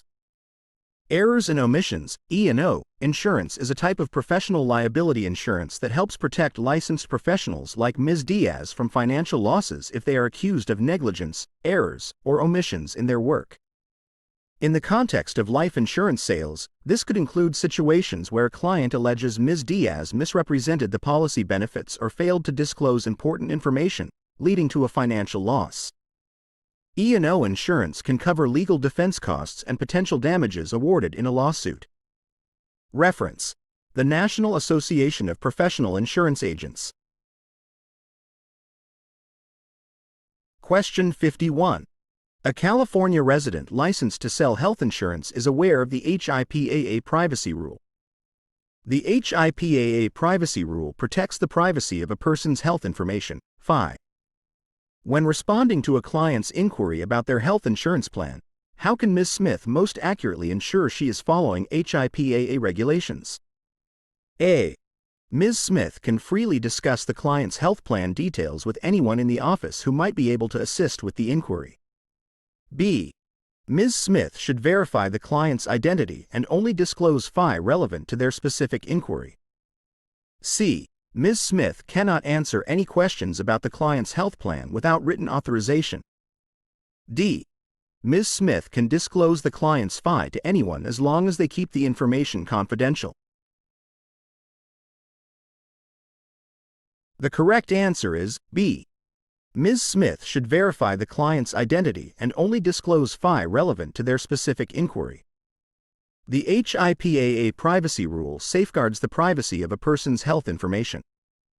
To comply with HIPAA when responding to client inquiries, Ms. Smith should verify the client's identity to ensure they are the authorized person to access their health plan information. Only disclose the minimum amount of FI necessary to answer the client's specific question about their health plan. Options A, C, and D would not adhere to HIPAA regulations. Disclosing FI to unauthorized individuals or irrelevant parties would be a violation. Reference: U.S. Department of Health and Human Services, .gov, HIPAA for small health plans. Question 52. A California resident is interested in learning more about workers' compensation insurance. This type of insurance is designed to provide benefits to employees who suffer work-related injuries or illnesses. What is typically not covered under a workers' compensation insurance policy? A. Medical expenses resulting from a work-related injury or illness. B. Lost wages due to a work-related injury or illness. C. Rehabilitation services to help an employee return to work after a work-related injury or illness. D. Out-of-pocket costs associated with non-work-related medical care. The correct answer is D. Out-of-pocket costs associated with non-work-related medical care. Workers' compensation insurance is a mandatory insurance program in California that provides benefits to employees who suffer work-related injuries or illnesses. These benefits typically cover medical expenses for treatment of the work-related injury or illness, lost wages due to time missed from work as a result of the work-related injury or illness, rehabilitation services to help an employee recover and return to work after a work-related injury or illness. Workers' compensation insurance does not typically cover out-of-pocket costs associated with non-work-related medical care. It is a separate system designed to address work-related injuries and illnesses. Reference: SA.gov, Workers' Compensation. Question 53. Ms. Ramirez is a resident of California and is considering purchasing a long-term care insurance policy. She is concerned about the potential for inflation eroding the benefits over time. Which of the following features is most likely to address Ms. Ramirez's concern? A. Guaranteed lifetime benefits. B. Waiver of premium rider. C. Home health care benefit. D. Indeterminate benefit period. The correct answer is A. Guaranteed lifetime benefits. Guaranteed lifetime benefits ensure that Ms. Ramirez will receive a set amount of coverage for her long-term care needs, regardless of inflation. This feature protects her from the purchasing power of the benefits decreasing over time. Waiver of premium rider. This rider waives Ms. Ramirez's premium payments if she becomes disabled and meets the requirements of the rider. It doesn't address inflation concerns. Home health care benefit. This benefit covers the cost of care provided in Ms. Ramirez's home. It doesn't address inflation concerns. Indeterminate benefit period. This refers to a policy with no set time limit on how long benefits will be paid. While it provides extended coverage, it doesn't guarantee the benefit amount will keep pace with inflation. Reference: California Department of Insurance, Long-Term Care Insurance. Question 54. Mr. Hernandez is a California resident who is applying for a Medicare supplement policy. He is currently covered by a Medicare Advantage plan, Part C. Can Mr. Hernandez also enroll in a Medicare supplement policy? A. Yes, he can enroll in a Medicare supplement policy to cover any gaps in coverage with his Medicare Advantage plan. B. No, he cannot enroll in both a Medicare Advantage plan and a Medicare supplement policy at the same time. C. Yes, but only if he disenrolls from his Medicare Advantage plan first. D. Maybe, it depends on the specific benefits offered by his Medicare Advantage plan. The correct answer is B. No, he cannot enroll in both a Medicare Advantage plan and a Medicare supplement policy at the same time. Medicare Advantage plans, Part C, are offered by private insurance companies and provide an alternative way to receive Medicare benefits. These plans typically cover all of Part A, hospital insurance, and Part B, medical insurance, services, often with additional benefits. Medicare supplement policies, also known as Medigap, are designed to help pay for some of the out-of-pocket costs associated with original Medicare, Parts A and B. An individual cannot be enrolled in both a Medicare Advantage plan and a Medicare supplement policy at the same time, as this would result in duplicate coverage. Reference: California Health Insurance Exchange, Medicare Options. Question 55. An agent is explaining disability income insurance to a client in California. The client asks about the difference between own occupation and any occupation benefit definitions. How should the agent respond? A. Own occupation benefits are paid regardless of whether the client can work in any occupation, while any occupation benefits only pay if the client cannot work in any occupation for which they are qualified. B. Own occupation benefits are paid if the client can still work in their own occupation, even if they cannot work in another occupation, while any occupation benefits are more broadly defined. C. There is no difference between own occupation and any occupation benefit definitions in California. D. The specific definitions don't matter, as long as the client has some form of disability income insurance.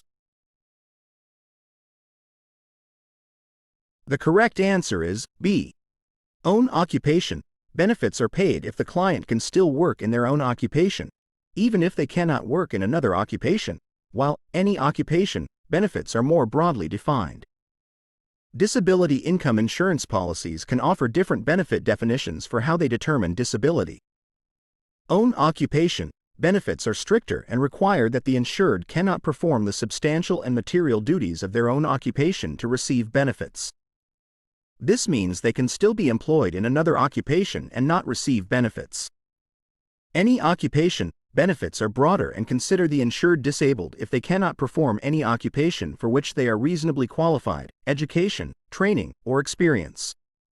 California reference: California Department of Insurance, Disability Insurance. Question 56. Ms. Lee is a California resident and recently purchased a health insurance policy. She is concerned about the rescission process by the insurance company. Under California law, what is the maximum timeframe a health insurance company has to rescind a policy for misrepresentation on the application? A. 30 days from the policy effective date. B. 6 months from the date the misrepresentation is discovered. C. 12 months from the policy effective date. D. The policy cannot be rescinded for misrepresentation after the policy is issued. The correct answer is C. 12 months from the policy effective date.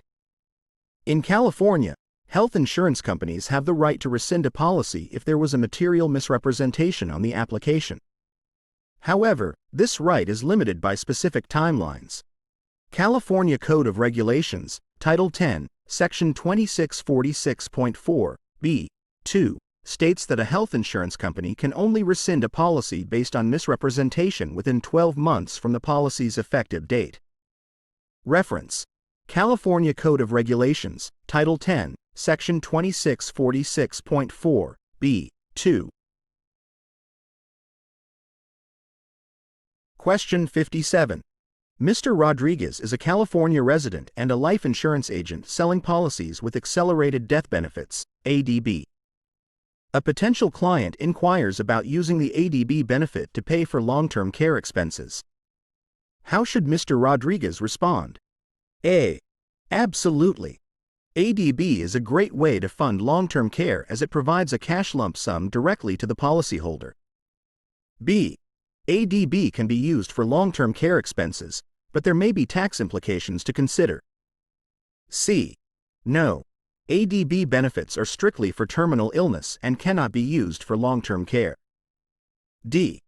Mr. Rodriguez cannot discuss the use of ADB benefits for long-term care as it requires a separate license. The correct answer is B. ADB can be used for long-term care expenses, but there may be tax implications to consider. Accelerated death benefits, ADB, allow a terminally ill policyholder to access a portion of their death benefit while they are still living. While not restricted to terminal illness in some cases, ADB is primarily designed for such situations. California allows ADB benefits to be used for long-term care expenses. However, it's crucial for Mr. Rodriguez to disclose that accessing the death benefit early may result in tax implications on the withdrawn amount. Reference: California Department of Insurance, life insurance with long-term care benefits. Question 58. A California health insurance company is developing a new health insurance plan that includes a telehealth benefit. The plan offers coverage for consultations with doctors via phone or video conferencing. Which of the following statements is most accurate regarding telehealth benefits in California? A. The health insurance company can require patients to use in-network telehealth providers only. B. Patients must have a prior in-person visit with a doctor before they can utilize telehealth services. C. Telehealth consultations cannot be used to fulfill all aspects of preventative care. D. California law mandates that all health insurance plans cover telehealth benefits. The correct answer is A. The health insurance company can require patients to use in-network telehealth providers only. California Department of Managed Healthcare, DMHC, regulates telehealth benefits within health insurance plans. While California doesn't mandate telehealth coverage in all plans, insurers offering telehealth must comply with specific guidelines. These guidelines allow insurers to require patients to utilize in-network telehealth providers to receive coverage for the service. Reference: California Department of Managed Healthcare, Telehealth. Question 59. Ms. Garcia is a California resident considering a Medicare supplement policy, Medigap. She is concerned about standardized Medigap plans and their benefits. How should an agent explain standardized Medigap plans in California? A. Standardized Medigap plans offer a variety of benefit options depending on the insurer. B. Standardized Medigap plans are offered by the federal government and have identical benefits nationwide. C. Standardized Medigap plans in California have specific benefit levels designated by letters A, B, C, etc. D. There are no standardized Medigap plans available in California, and all plans are unique to each insurer. The correct answer is C. Standardized Medigap plans in California have specific benefit levels designated by letters A, B, C, etc. Medicare supplement policies, Medigap, are standardized across most states, including California. This means that Medigap plans with the same letter designation, e.g., Plan A, Plan F, offer identical benefits regardless of the insurance company selling the plan. This allows for easier comparison between different insurers offering Medigap coverage. Reference: California Department of Aging, Medicare Supplement Insurance, Medigap. Question 60. Ms. Jackson, a California resident, is applying for a critical illness insurance policy. She has a pre-existing medical condition. Can Ms. Jackson still qualify for critical illness insurance coverage? A. No. Ms. Jackson will be automatically denied coverage due to her pre-existing condition. B. Maybe. It depends on the severity of her pre-existing condition and the underwriting guidelines of the insurance company. C. Yes. Critical illness insurance is guaranteed issue in California, and Ms. Jackson cannot be denied coverage. D. Ms. Jackson should wait until her pre-existing condition is in remission before applying for critical illness insurance. The correct answer is B. Maybe. It depends on the severity of her pre-existing condition and the underwriting guidelines of the insurance company. Critical illness insurance is not guaranteed issue in California. Insurance companies can deny coverage or offer policies with exclusions or limitations based on pre-existing conditions. The severity of Ms. Jackson's condition and the specific underwriting guidelines of the insurer will determine her eligibility and the terms of the policy. Reference: California Department of Insurance, Critical Illness Insurance. Question 61. Mr. Khan, a California agent licensed to sell life insurance, is explaining different types of life insurance policies to a client. The client is interested in a policy with a cash value component that grows over time.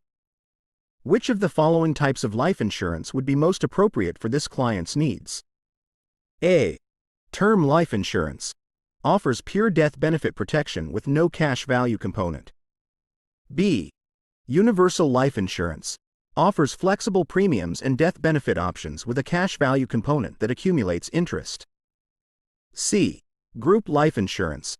Typically term life insurance offered through an employer and does not accumulate cash value. D. Variable universal life insurance. Offers investment-linked death benefit and cash value with market fluctuations.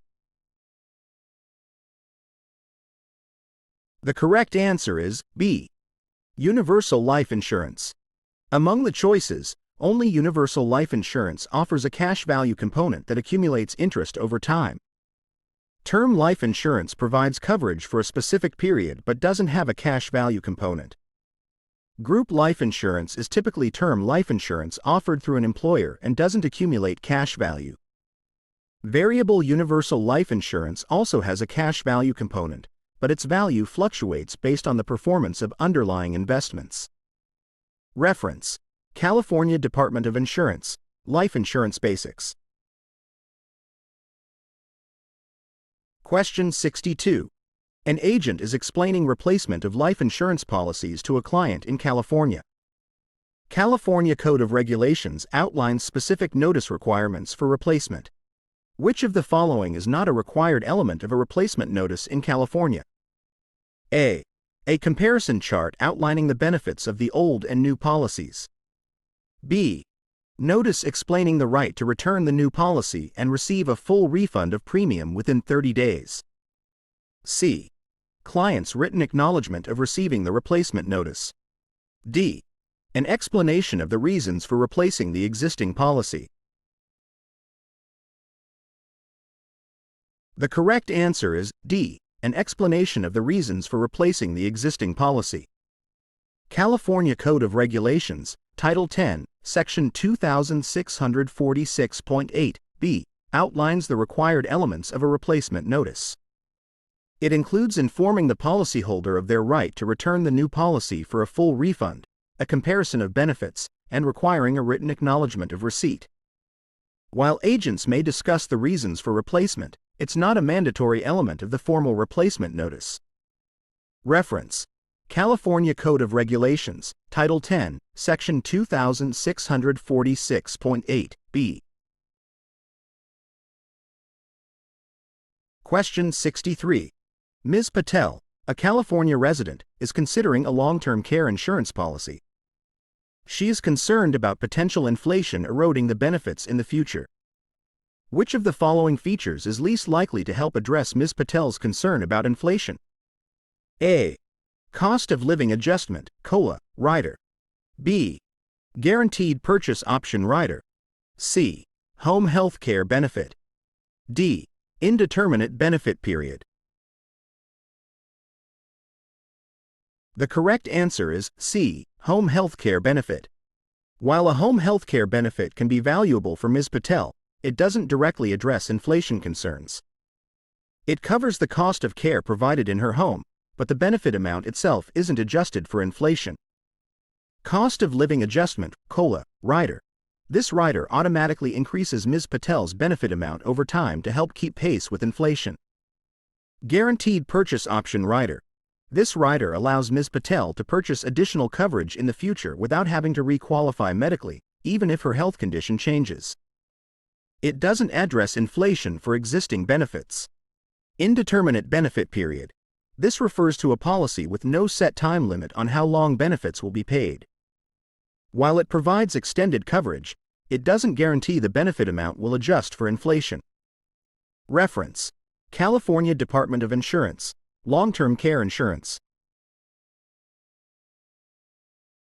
Question 64. An agent is explaining disability income insurance, D, to a client in California. The client inquires about the difference between a short-term disability period and a long-term disability period. How should the agent respond? A. There is no standard definition, and the time frame for short-term versus long-term disability varies by insurance company. B. Short-term disability typically lasts for up to 2 years, while long-term disability benefits begin after 2 years. C. Short-term disability benefits are for partial disability, while long-term disability requires complete inability to work. D. The distinction between short-term and long-term disability is irrelevant in California. The correct answer is B. Short-term disability typically lasts for up to 2 years, while long-term disability benefits begin after 2 years. There's no single definition for short-term versus long-term disability across all insurance companies. However, in California, it's generally understood that short-term disability benefits last for a period less than 2 years, while long-term disability benefits kick in after that time frame. The specific durations can vary depending on the policy provisions. Reference: California Department of Insurance, Disability Insurance. Question 65. A California health insurance company is developing a new health insurance plan that excludes coverage for certain prescription drugs. California law mandates specific requirements for such exclusions. Which of the following statements is most accurate regarding prescription drug exclusions in California? A. The health insurance company can exclude any prescription drug they deem too expensive. B. Excluded drugs must be listed in the policy with clear and understandable explanations. C. Health insurance companies cannot exclude any prescription drugs from their coverage. D. California law doesn't regulate prescription drug exclusions in health insurance plans. The correct answer is B. Excluded drugs must be listed in the policy with clear and understandable explanations. California law allows health insurance companies to exclude certain prescription drugs from coverage. However, these exclusions must comply with specific regulations. California Code of Regulations, Title 10, Section 2646.7, B. 2, requires that any excluded drugs must be listed in the policy wording with clear and understandable explanations for the exclusions. Reference: California Code of Regulations, Title 10, Section 2646.7, B. 2. Question 66. Mr. Garcia is a California resident interested in purchasing a health insurance policy. He inquires about the difference between a deductible and a copayment. How should the agent explain the difference? A. A deductible is a fixed amount the policyholder pays for covered services before the insurance company starts paying. A copayment is a percentage of the covered service cost the policyholder pays. B. There is no difference. Deductible and copayment are just different terms for the same out-of-pocket expense. C. A deductible is a yearly amount the policyholder pays for covered services. A copayment applies only to prescription drugs. D. A copayment is always a higher out-of-pocket expense compared to a deductible. The correct answer is A. A deductible is a fixed amount the policyholder pays for covered services before the insurance company starts paying.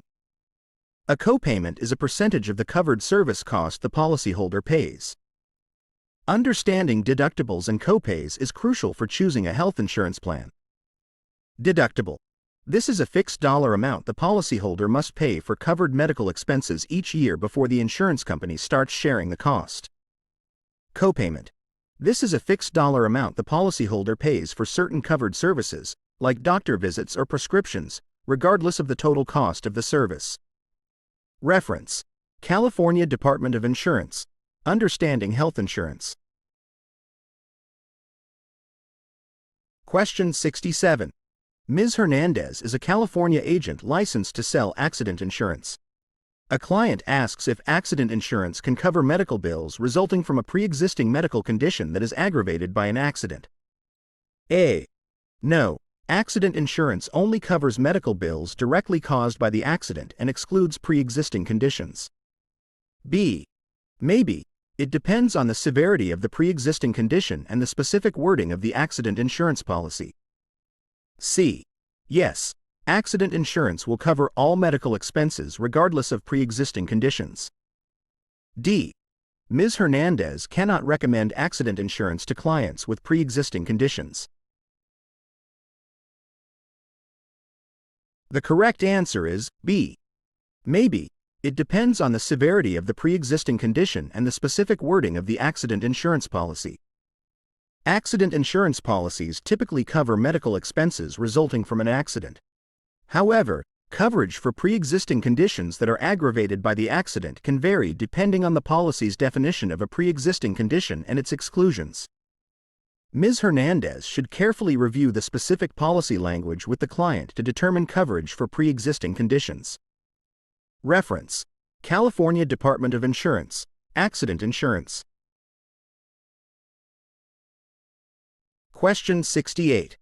An insurance company in California is reviewing applications for individual health insurance. They discover an applicant failed to disclose a pre-existing medical condition on the application. What are the limitations on the company's ability to rescind the policy based on this misrepresentation? A. The insurance company can rescind the policy at any time if a material misrepresentation is found. B. The company can only rescind the policy if the misrepresentation was intentional. C. California law restricts rescission based on misrepresentation to within 12 months of the policy effective date. D. The insurance company cannot rescind the policy for misrepresentation after it is issued.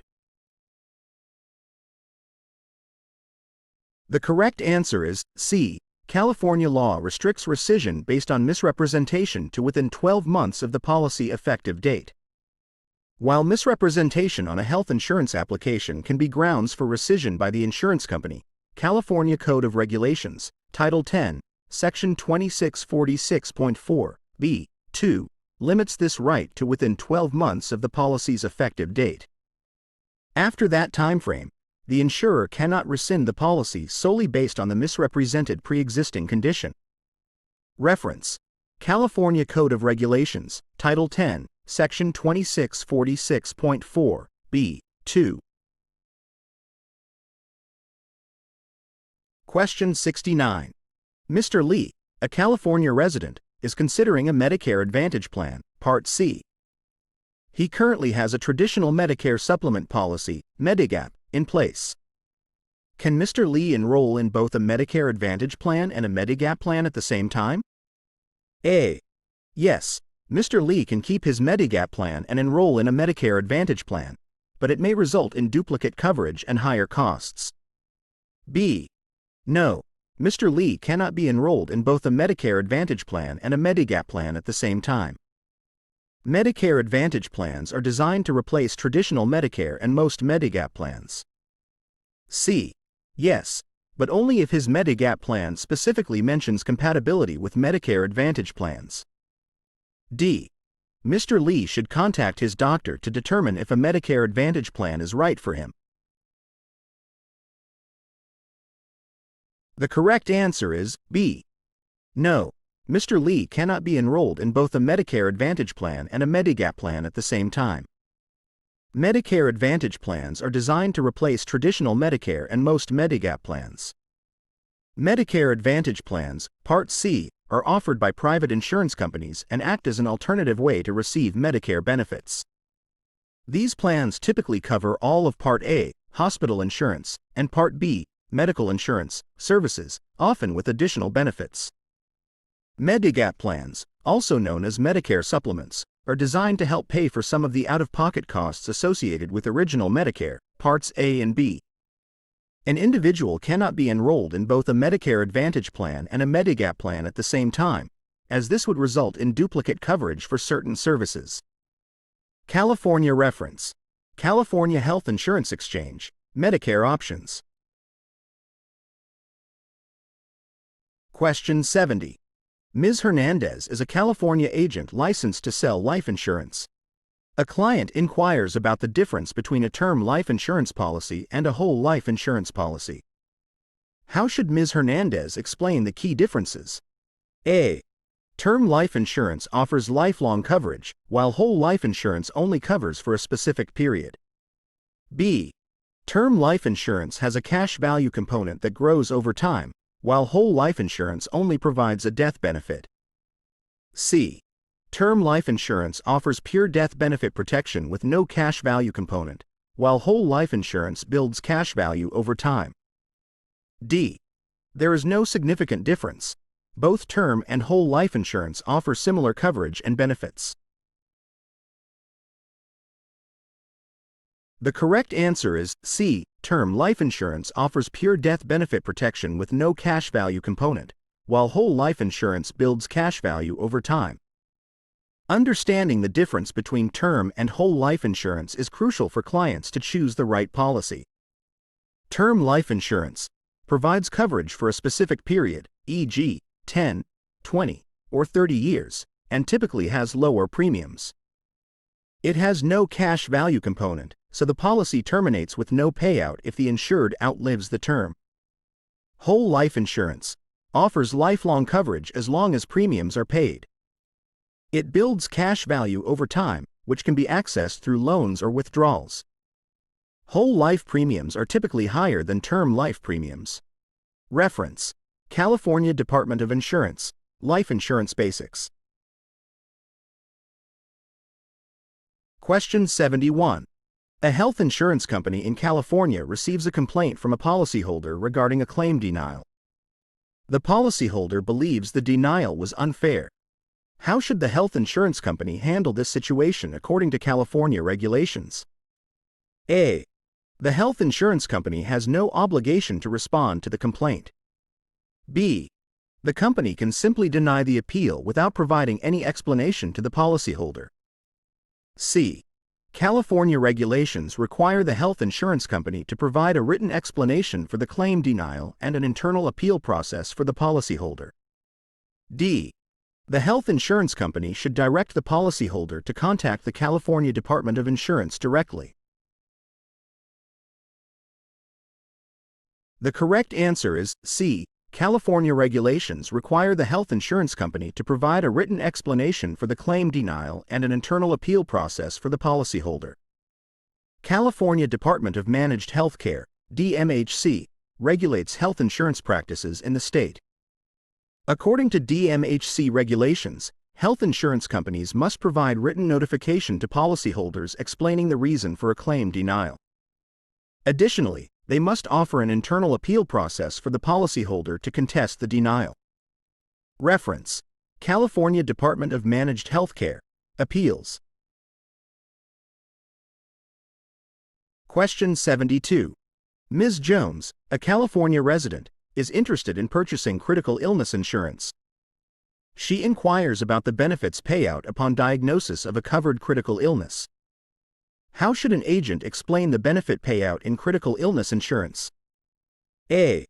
The insurance company pays out a portion of the death benefit upon critical illness diagnosis. The remaining amount is paid upon death. B. The full death benefit is paid out immediately upon critical illness diagnosis and the policy terminates. C. The benefit payout depends on the severity of the illness. More severe illnesses receive a higher payout. D. Critical illness insurance reimburses medical expenses incurred due to the covered illness. The correct answer is A. The insurance company pays out a lump sum benefit upon critical illness diagnosis. The remaining amount is paid upon death. Critical illness insurance is designed to provide a financial safety net in case of a critical illness. Upon diagnosis of a covered illness as defined by the policy, the insurance company pays a lump sum benefit directly to the insured. This benefit can be used for various purposes, such as covering medical bills, lost income, or other expenses. The remaining death benefit is typically paid out to the beneficiary upon the insured's death. Reference: California Department of Insurance, Critical Illness Insurance. Question 73. Mr. Rodriguez is a California resident considering a health insurance plan with a high deductible health plan, HDHP, option. He also wants to open a health savings account, HSA, to help pay for qualified medical expenses. Is Mr. Rodriguez eligible to contribute to an HSA if he enrolls in an HDHP plan in California? A. No. HSAs are only available with employer-sponsored health plans. B. Maybe. It depends on the specific features of the HDHP plan Mr. Rodriguez chooses. C. Yes. California allows contributions to HSAs when enrolled in an HSA-qualified HDHP plan. D. Mr. Rodriguez should consult with a tax advisor to determine HSA eligibility. The correct answer is C. Yes. California allows contributions to HSAs when enrolled in an HSA-qualified HDHP plan. Health savings accounts, HSAs, are tax-advantaged accounts that can be used to pay for qualified medical expenses. To be eligible to contribute to an HSA, an individual must be enrolled in a high-deductible health plan, HDHP, that meets IRS qualifications. California adheres to federal regulations regarding HSAs. If Mr. Rodriguez chooses an HDHP that qualifies as an HSA-compatible plan, he can contribute to an HSA and enjoy the tax benefits associated with it. Reference: Franchise Tax Board, Health Savings Accounts, HSAs. Question 74. An agent is explaining disability income insurance, D, to a client in California.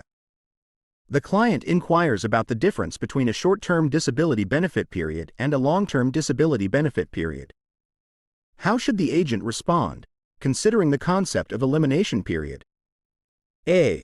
The elimination period applies only to short-term disability benefits and not long-term benefits. B. The elimination period is the waiting period before benefits begin, and it's typically longer for short-term disability than long-term disability. C. Elimination period has no bearing on the distinction between short-term and long-term disability. D. Short-term disability benefits typically pay a higher percentage of income compared to long-term disability benefits.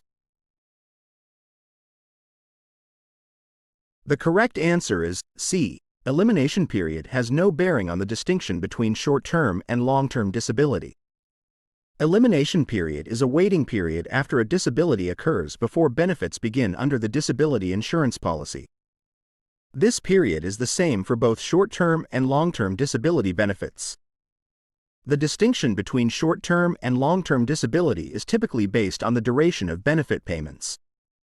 In California, short-term disability benefits generally last up to 2 years, while long-term disability benefits kick in after that timeframe. The specific durations can vary depending on the policy provisions. Reference: California Department of Insurance, Disability Insurance. Question 75. A California life insurance company is developing a new life insurance product with an accelerated death benefit, ADB, rider. The rider allows policyholders to access a portion of their death benefit while they are still living if diagnosed with a terminal illness. California law mandates specific disclosure requirements regarding ADB riders. Which of the following is not required to be disclosed by the insurance company? A. Tax implications of accessing the death benefit early. B. Conditions that qualify for accessing benefits under the ADB rider. C. The impact on the death benefit amount if a portion is withdrawn through ADB. D. A recommendation on whether or not the ADB rider is suitable for the policyholder. The correct answer is D. A recommendation on whether or not the ADB rider is suitable for the policyholder. California Code of Regulations outlines specific disclosure requirements for accelerated death benefit riders.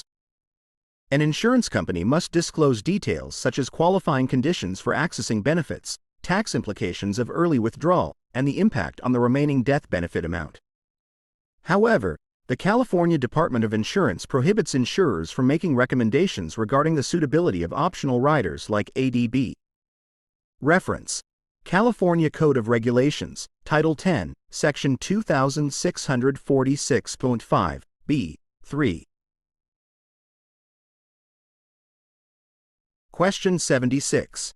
Ms. Lee, a California resident, is looking for health insurance coverage for her teenage son. She inquires about the option to add her son to her existing employer-sponsored health plan.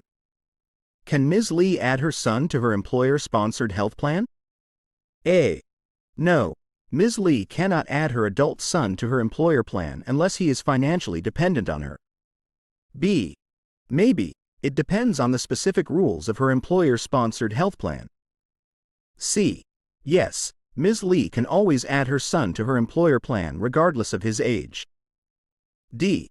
Ms. Lee should check with the marketplace for health insurance options for her son. The correct answer is B. Maybe, it depends on the specific rules of her employer-sponsored health plan. The ability to add dependents to an employer-sponsored health plan depends on the specific plan design and eligibility rules set by the employer. Some employer plans allow adding adult children up to a certain age, while others may have stricter dependent eligibility requirements. Ms. Lee should consult her employer's plan documents or HR department to determine if she can add her son to her health insurance plan. Reference: Covered California, employer-based health coverage. Question 77. An agent is explaining Medicare Supplement, Medigap, plans to a client in California.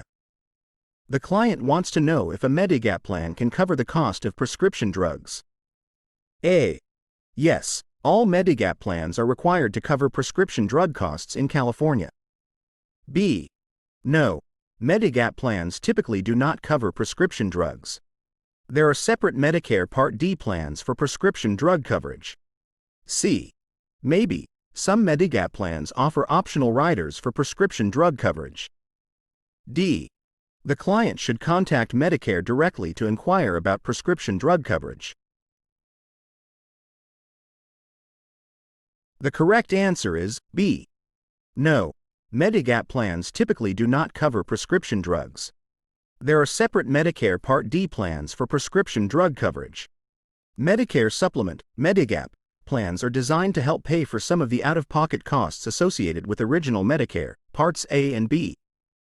This includes deductibles, coinsurance, and copayments. Prescription drug coverage is not typically included in traditional Medigap plans. However, some Medicare beneficiaries may choose to enroll in a separate Medicare Part D plan specifically for prescription drug coverage. Reference: California Health Insurance Exchange, Medicare Options. Question 78. A California agent is explaining critical illness insurance to a potential client. The client inquires about pre-existing conditions and their impact on policy coverage. How should the agent respond? A. Critical illness insurance policies typically exclude all pre-existing conditions. B. Pre-existing conditions will automatically disqualify an applicant from critical illness insurance. C. Having a pre-existing condition may affect the eligibility or coverage terms, but it doesn't necessarily exclude coverage entirely. D. Critical illness insurance premiums are based on the client's overall health, and pre-existing conditions won't affect the cost. The correct answer is C. Having a pre-existing condition may affect the eligibility or coverage terms, but it doesn't necessarily exclude coverage entirely. Critical illness insurance eligibility can be affected by pre-existing conditions. Unlike health insurance, critical illness insurance doesn't provide coverage for ongoing medical expenses. It focuses on specific critical illnesses defined by the policy. The insurance company may deny coverage entirely if the pre-existing condition is highly likely to develop into a covered critical illness soon. Offer a policy with exclusions for certain critical illnesses related to the pre-existing condition. Approve coverage with a waiting period before benefits are payable for specific illnesses.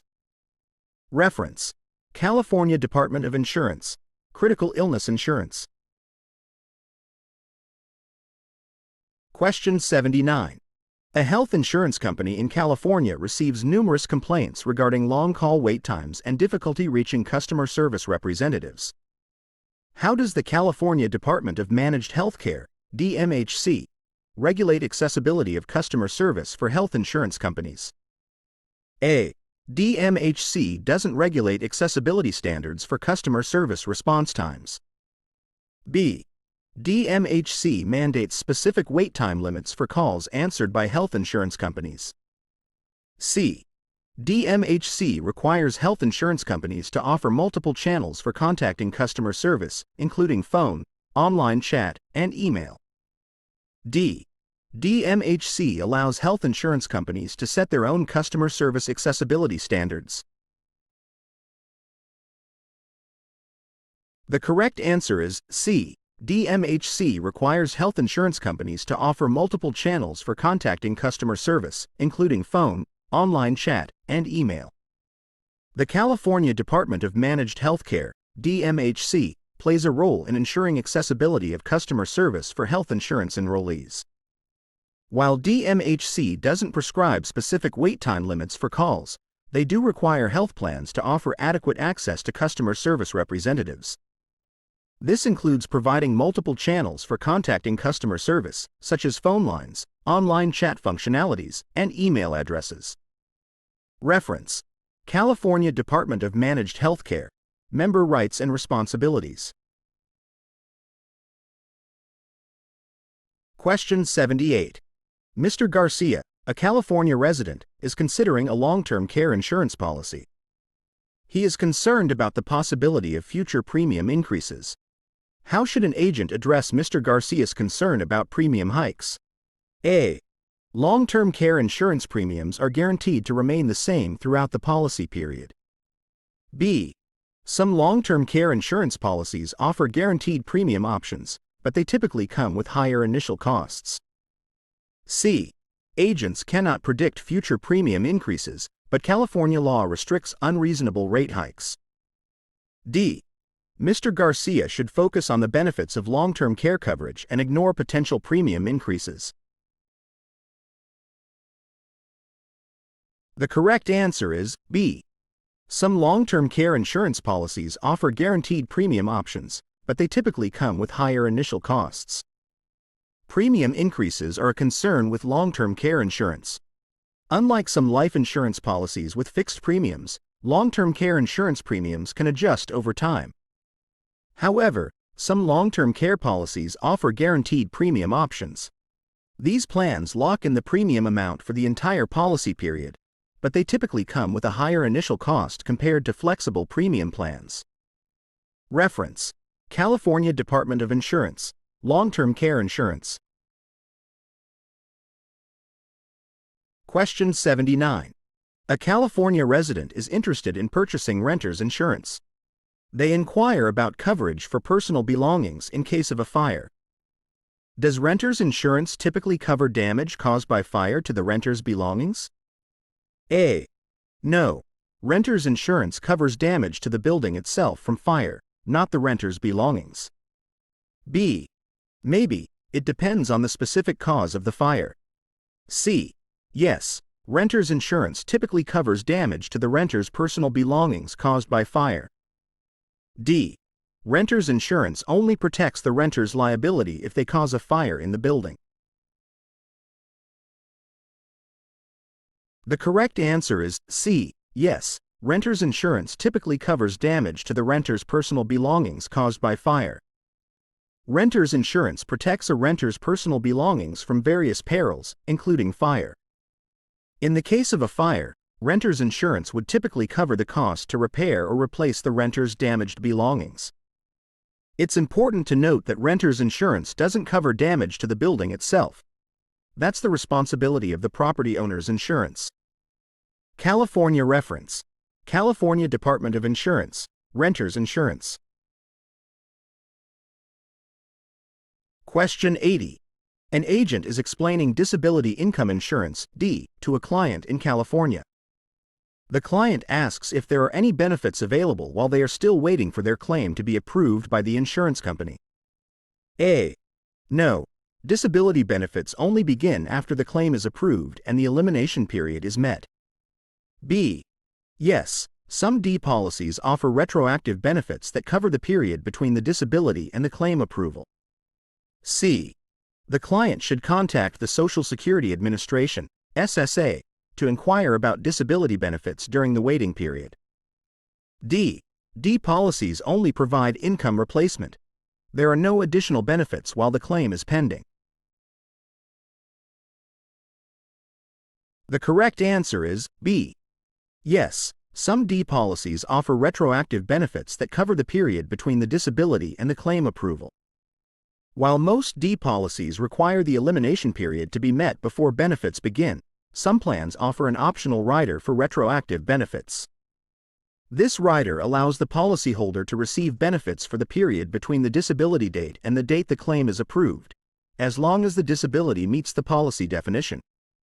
Reference: California Department of Insurance, Disability Insurance. Question 81. A California health insurance company is developing a new health insurance plan that excludes coverage for certain mental health services. California law mandates specific requirements for such exclusions. Which of the following statements is most accurate regarding mental health coverage exclusions in California? A. The health insurance company can exclude any mental health services they deem not medically necessary. B.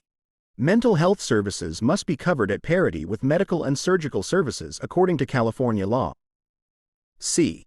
Excluded mental health services must be clearly listed in the policy with justifications for the exclusions. D. California law allows health insurance companies to offer plans with limited mental health coverage. The correct answer is B. Mental health services must be covered at parity with medical and surgical services according to California law. California law mandates parity between mental health and medical, surgical benefits.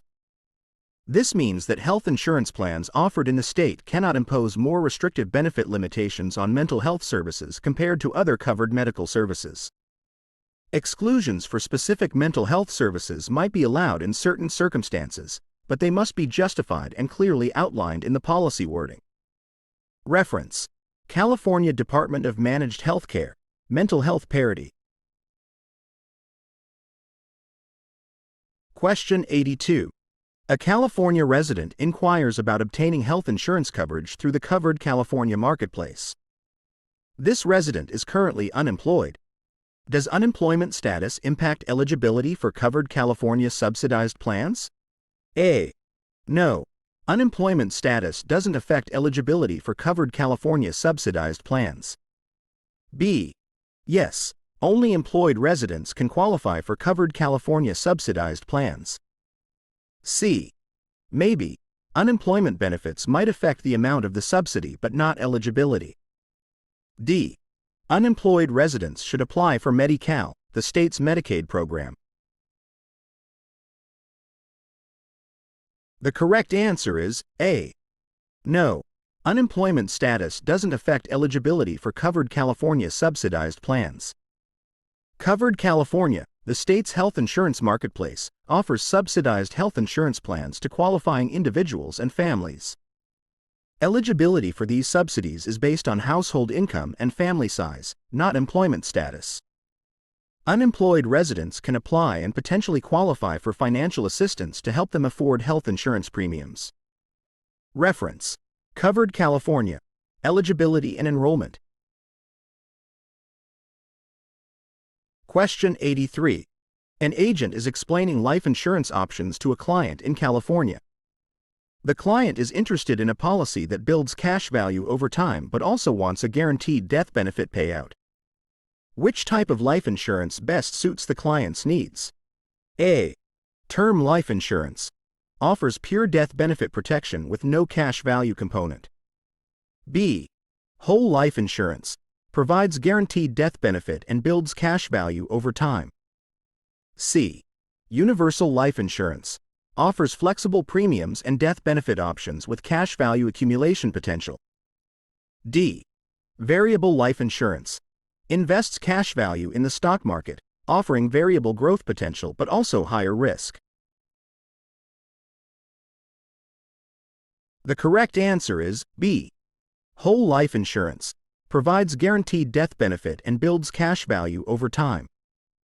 Based on the client's desire for both guaranteed death benefit and cash value accumulation, whole life insurance is the most suitable option. Whole life insurance offers guaranteed death benefit payout regardless of how long the policyholder lives. In addition to the death benefit, whole life insurance builds cash value over time. The policyholder can access this cash value through loans or withdrawals. Reference: California Department of Insurance, Life Insurance Basics. Question 84. A California resident is considering a Medicare Part D prescription drug plan. They inquire about the possibility of refilling prescriptions early if they are about to run out of medication. How should an agent address this inquiry regarding early refills for Medicare Part D plans? A. Early refills are generally not allowed under Medicare Part D plans. B. Some Medicare Part D plans allow early refills under certain circumstances, with prior authorization. C. The resident should contact their doctor directly to inquire about early refills. D. Medicare Part D plans only cover the cost of medications at the initial fill. The correct answer is B. Some Medicare Part D plans allow early refills under certain circumstances, with prior authorization. Medicare Part D plans typically follow a refill policy that doesn't allow early refills before the medication runs out.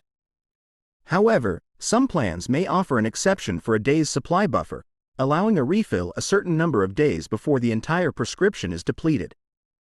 In some cases, prior authorization from the doctor might be required for early refills.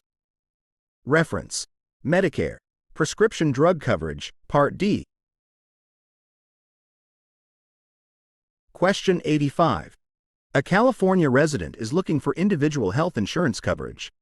They are concerned about potential premium increases in the future. Are there any limitations on how much health insurance companies in California can raise premiums for individual plans? A. There are no restrictions on premium increases for individual health insurance plans in California. B. California law prohibits unreasonable rate hikes for individual health plans, but some increases are allowed. C. Individual health insurance premiums in California are fixed for the entire policy period. D. Residents can switch to a covered California subsidized plan each year to avoid premium increases.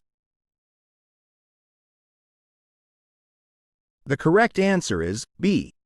California law prohibits unreasonable rate hikes for individual health plans, but some increases are allowed.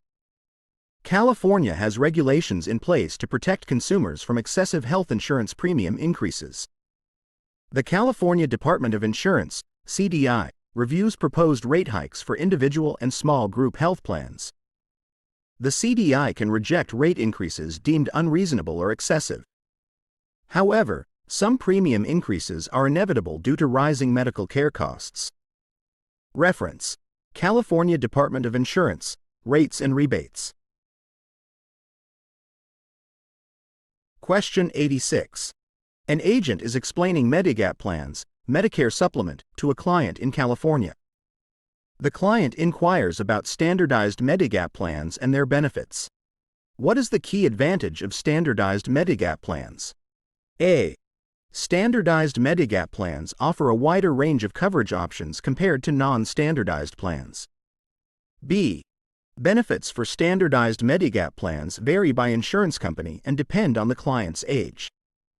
C. Standardized Medigap plans offer guaranteed benefits regardless of the insurance company issuing the policy. D. Standardized Medigap plans typically have lower premiums compared to non-standardized plans. The correct answer is C. Standardized Medigap plans offer guaranteed benefits regardless of the insurance company issuing the policy.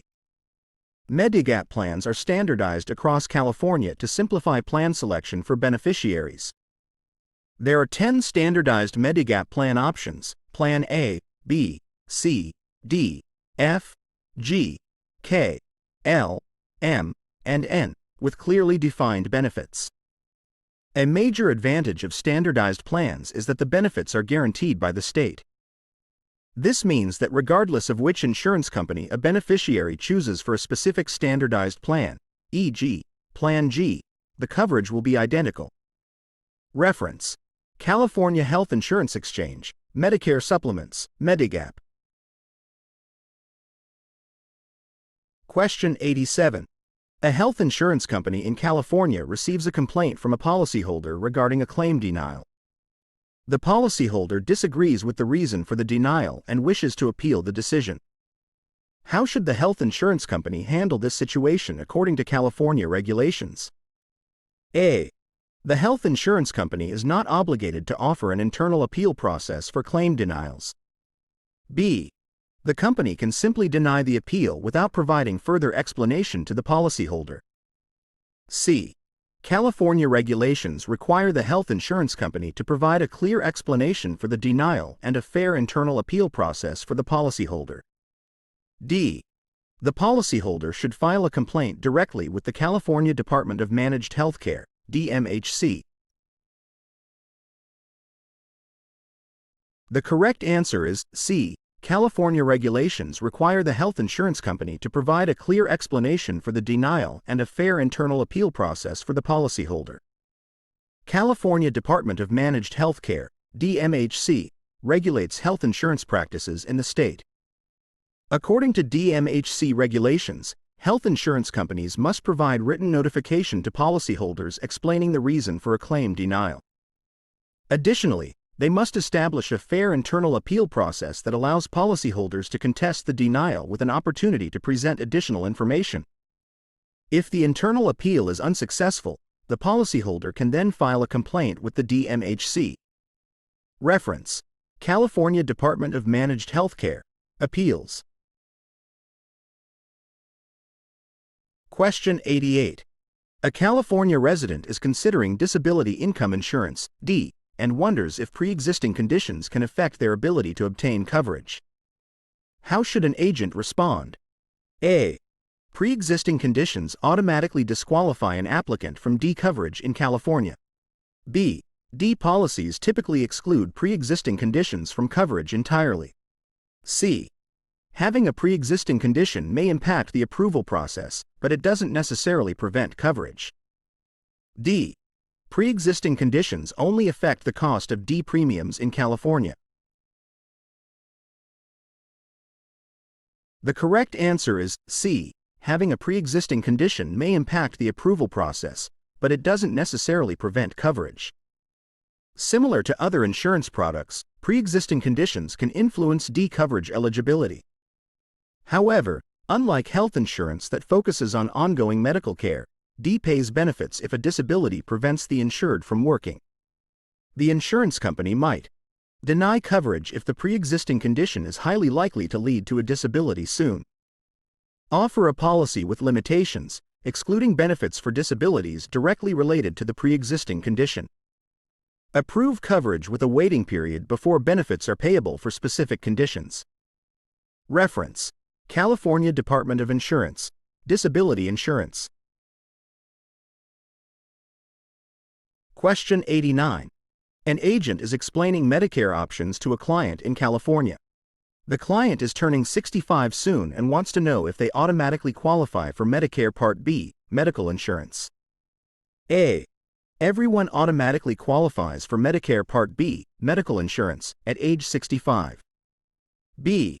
Automatic enrollment occurs for Part A, hospital insurance, but not Part B. Clients need to actively choose to enroll in Part B. C. Qualification for Medicare Part B depends on the client's health status and pre-existing conditions. D. Clients turning 65 can choose either Part A or Part B, not both. The correct answer is B. Automatic enrollment occurs for Part A, hospital insurance, but not Part B. Clients need to actively choose to enroll in Part B. Medicare Part A covers hospital stays, inpatient care, and skilled nursing facility services. Most people qualify for Part A automatically at age 65 if they are U.S. citizens or permanent residents for at least 5 years and have worked and paid Medicare taxes for a sufficient amount of time. In contrast, enrollment in Medicare Part B, medical insurance, is not automatic. Individuals turning 65 have an initial enrollment period, IEP, to decide whether to enroll in Part B, which covers doctor visits, outpatient care, and preventive services. Reference: Medicare, Medicare Basics. Question 90. A California resident inquires about purchasing a health insurance policy for their teenage child. They want to know if the child can stay on the parent's employer-sponsored health plan after they turn 19. A. No. Children cannot remain on a parent's employer plan after age 19 in California. B. Maybe. Some employer plans allow adult children to stay covered up to age 26. C. Yes. Children can stay on a parent's employer plan as long as they are financially dependent. D. The child would need to qualify for COBRA continuation coverage after turning 19. The correct answer is B. Maybe. Some employer plans allow adult children to stay covered up to age 26. The Affordable Care Act, ACA, mandated that most employer-sponsored health plans allow young adults to stay on their parents' health insurance plan up to age 26. However, this is not a mandatory requirement for all plans. California also has similar laws allowing dependent children to stay on a parent's plan until age 26, but it ultimately depends on the specific provisions of the employer-sponsored health plan. Reference: Covered California, Dependent Coverage. Question 91. A California life insurance agent is contacted by a potential client interested in universal life insurance. The client has heard about the flexibility of universal life policies but is also concerned about potential premium increases. How should the agent address the client's concerns? A. Universal life premiums are guaranteed to remain level throughout the policy. B. Universal life policies offer flexible premiums, but the death benefit can decrease if premiums are not paid. C. While universal life premiums are flexible, some plans have minimum payment requirements to avoid policy lapse. D. Universal life cash value accumulation guarantees lower premiums in the future. The correct answer is C. While universal life premiums are flexible, some plans have minimum payment requirements to avoid policy lapse. Universal life insurance offers flexibility in premiums and death benefit amounts compared to traditional whole life insurance. Policyholders can adjust their premium payments within certain limits. However, unlike guaranteed premiums in whole life, universal life premiums are not fixed. They can be influenced by factors like the current interest rate environment and the policyholder's chosen death benefit amount. Additionally, some universal life plans have minimum premium payment requirements to ensure sufficient cash value accumulates within the policy to keep it active.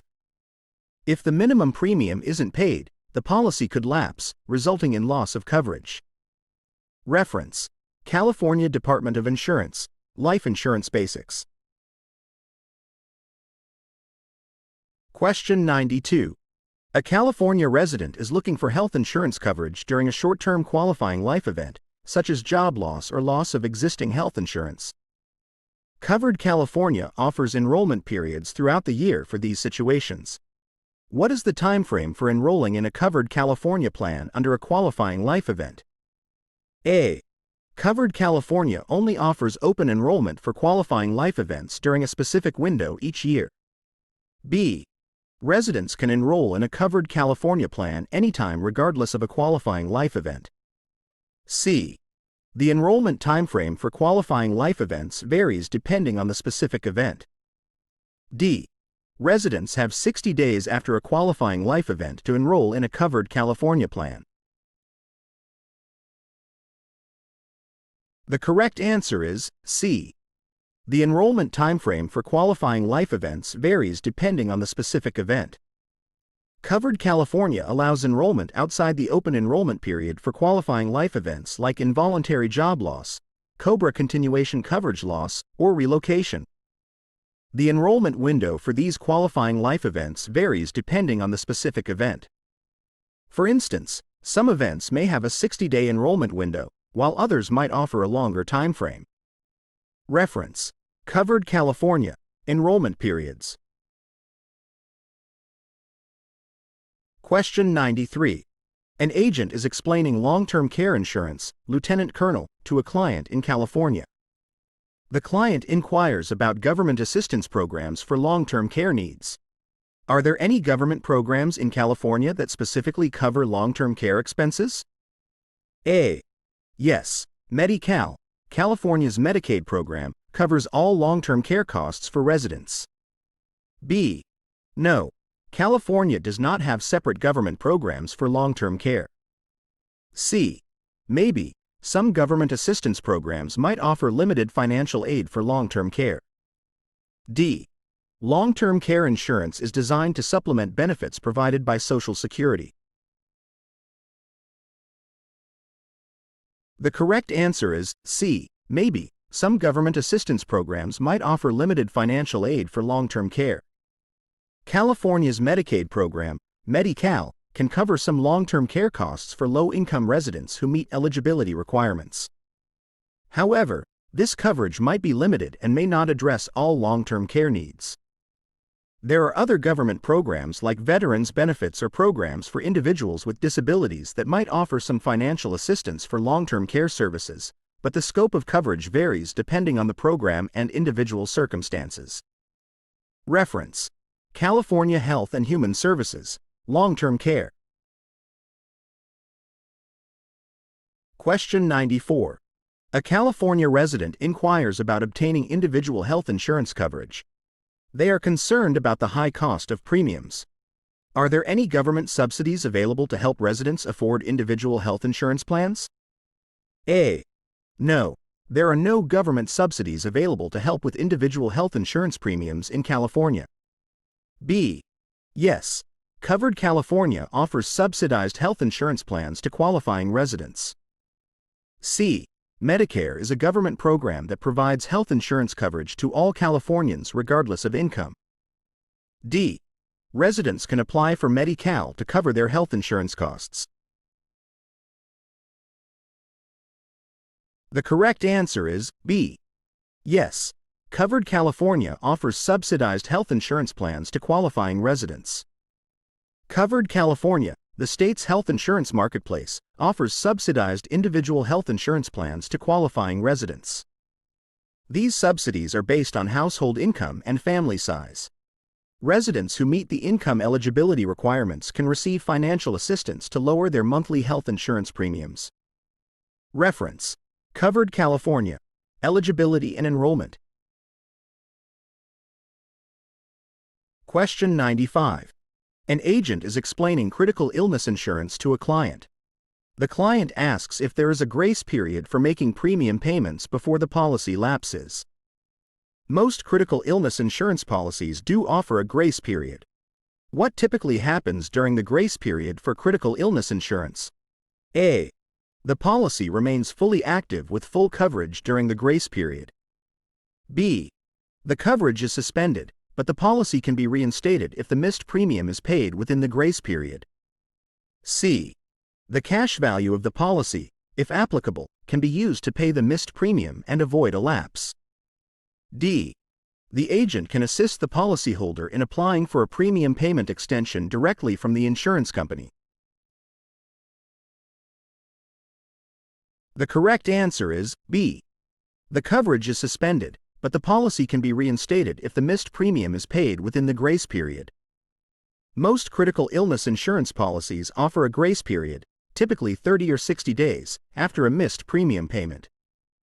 During this grace period, the policy coverage is suspended, which means the policyholder wouldn't be eligible to receive benefits if a critical illness were to occur. However, if the missed premium is paid in full within the grace period, the coverage is usually reinstated without any lapse in coverage. Reference: California Department of Insurance, Critical Illness Insurance. Question 96. A California resident is considering enrolling in Medicare Part D for prescription drug coverage. They are concerned about the high cost of prescription drugs and inquire about additional financial assistance programs. Are there any programs available to help low-income beneficiaries with prescription drug costs under Medicare Part D? A. No. There are no additional financial assistance programs beyond what Medicare Part D covers. B.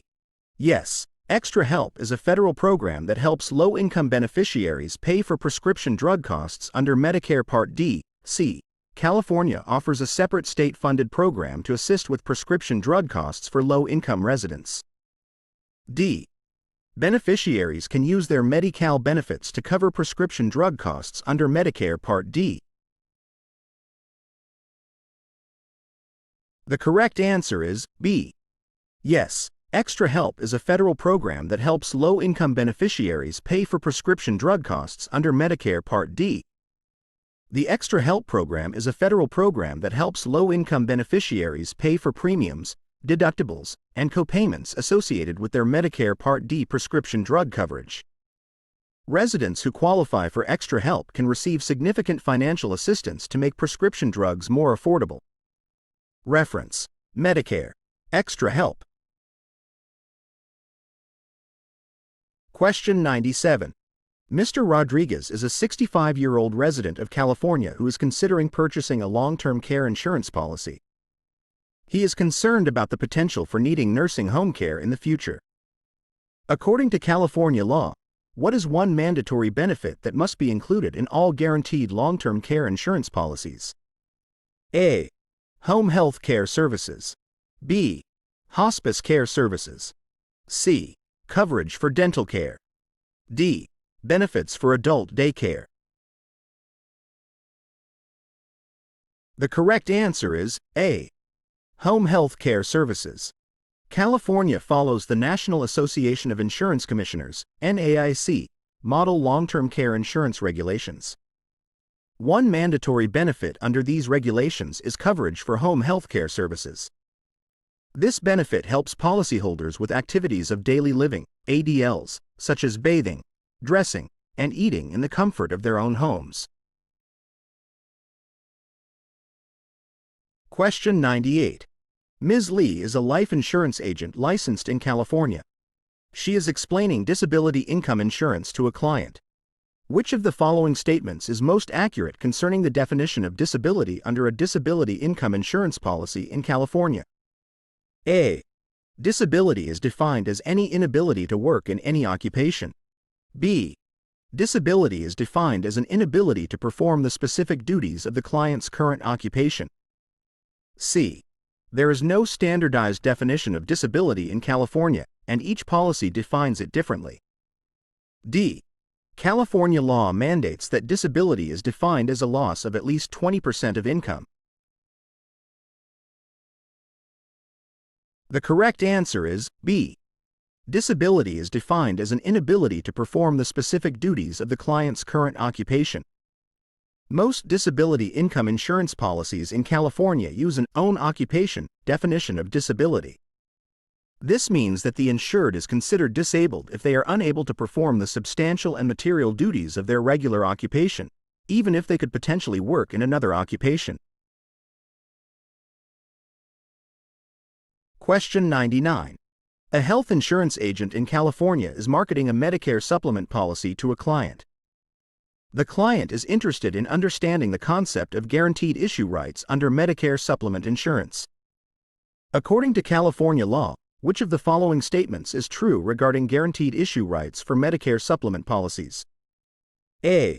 Insurance companies are required to offer Medicare supplement policies to anyone regardless of their health status. B. Guaranteed issue rights only apply during the initial enrollment period for Medicare supplement insurance. C. There are no guaranteed issue rights for Medicare supplement policies in California. D. Clients can only exercise guaranteed issue rights if they have a pre-existing condition. The correct answer is A. Insurance companies are required to offer Medicare supplement policies to anyone regardless of their health status. California law mandates guaranteed issue rights for Medicare supplement insurance.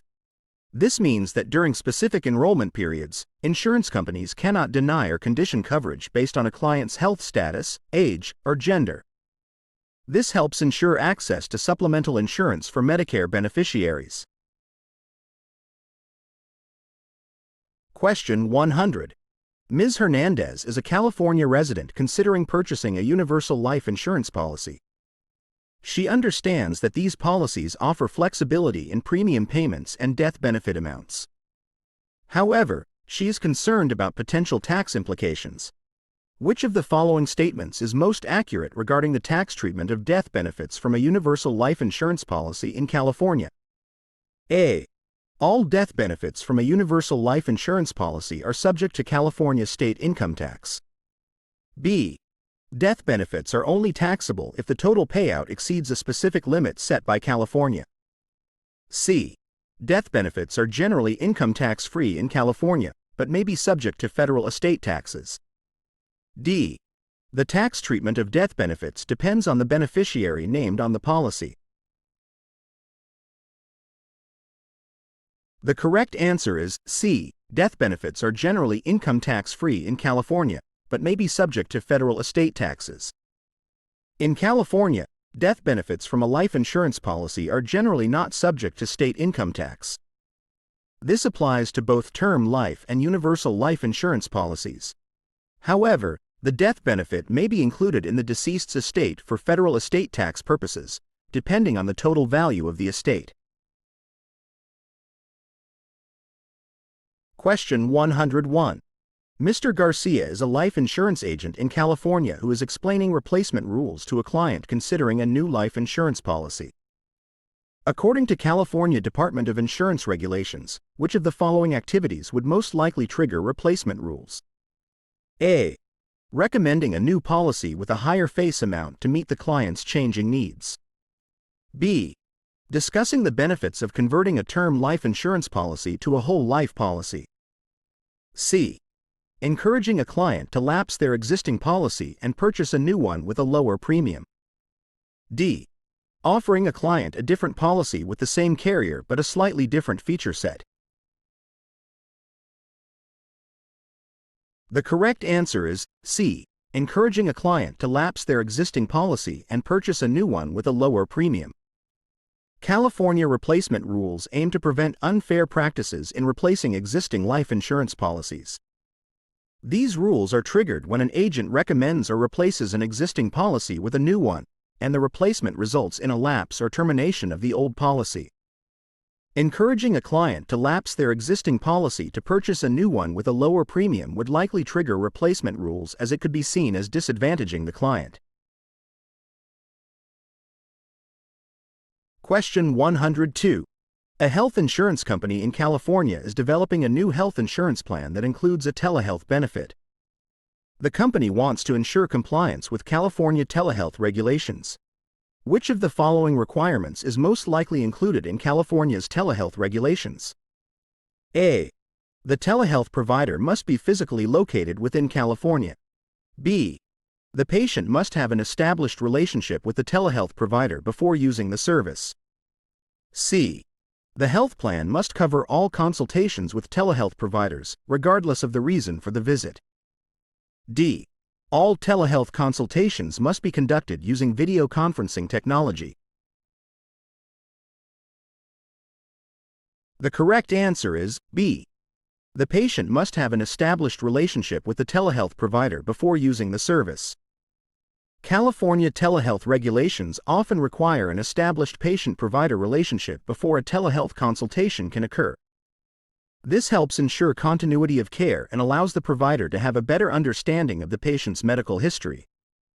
While some regulations may address technology or location, these are not universally mandated aspects. Question 103. Ms. Jackson is a California resident considering a health insurance policy with a health maintenance organization, HMO, plan.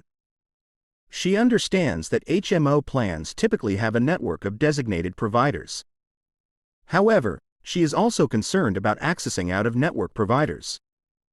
According to California law, what are the general rules regarding access to out-of-network providers in HMO plans?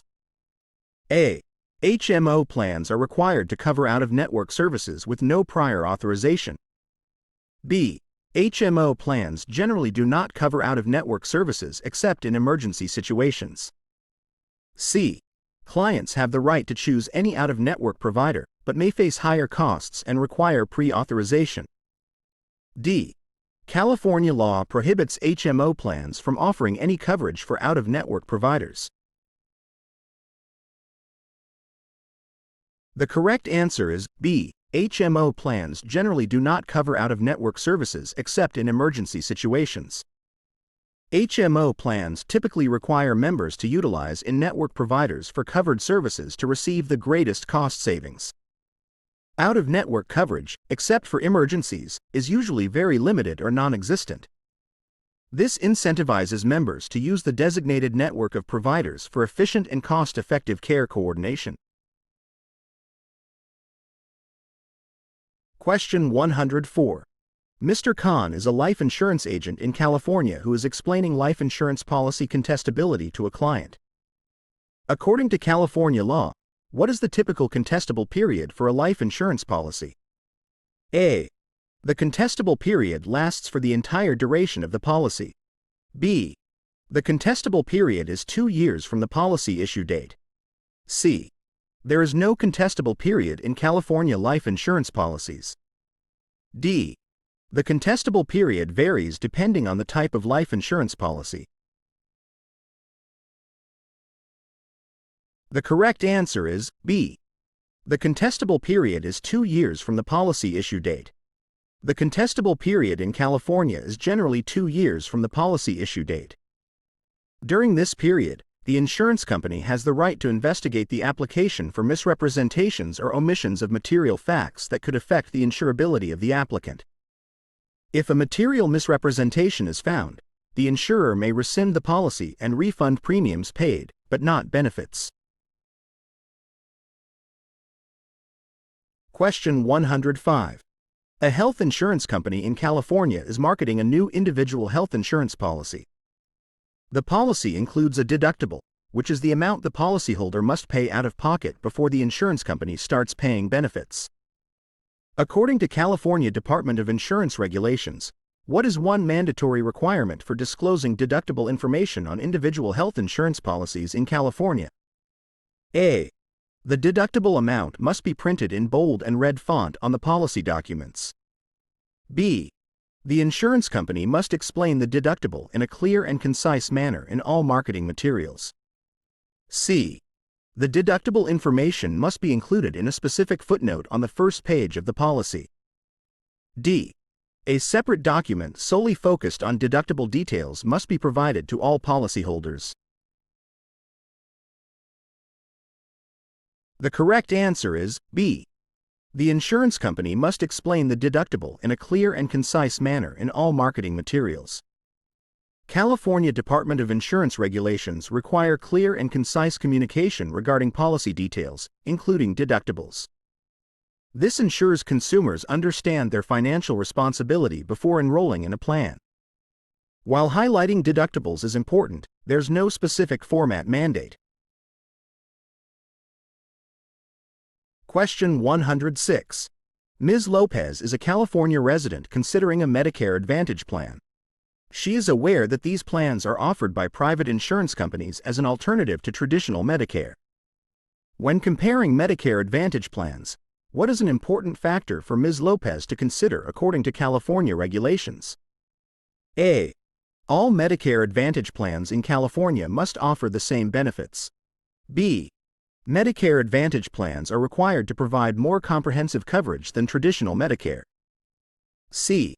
Ms. Lopez should prioritize plans with the lowest monthly premiums offered in California. D. California regulations mandate that Medicare Advantage plans offer a standardized benefit package.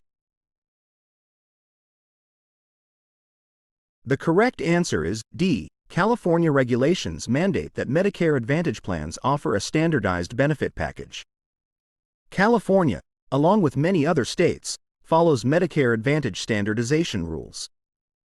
This means that Medicare Advantage plans must offer a standardized set of benefits within a specific type of plan, e.g., HMO, PPO. This allows for easier comparison between plans while ensuring a baseline level of coverage. While premiums and some additional benefits may vary, the core coverage should be standardized. Question 107. Mr. Patel is a life insurance agent in California who is discussing policy exclusions with a client. He explains that most life insurance policies exclude coverage for death by suicide within a specific period. According to California law, what is the typical exclusion period for death by suicide in most life insurance policies? A. Suicide is never covered under any life insurance policy in California. B. The exclusion period for suicide is 1 year from the policy issue date. C. The exclusion period for suicide varies depending on the type of life insurance policy. D. California law prohibits life insurance companies from excluding coverage for suicide.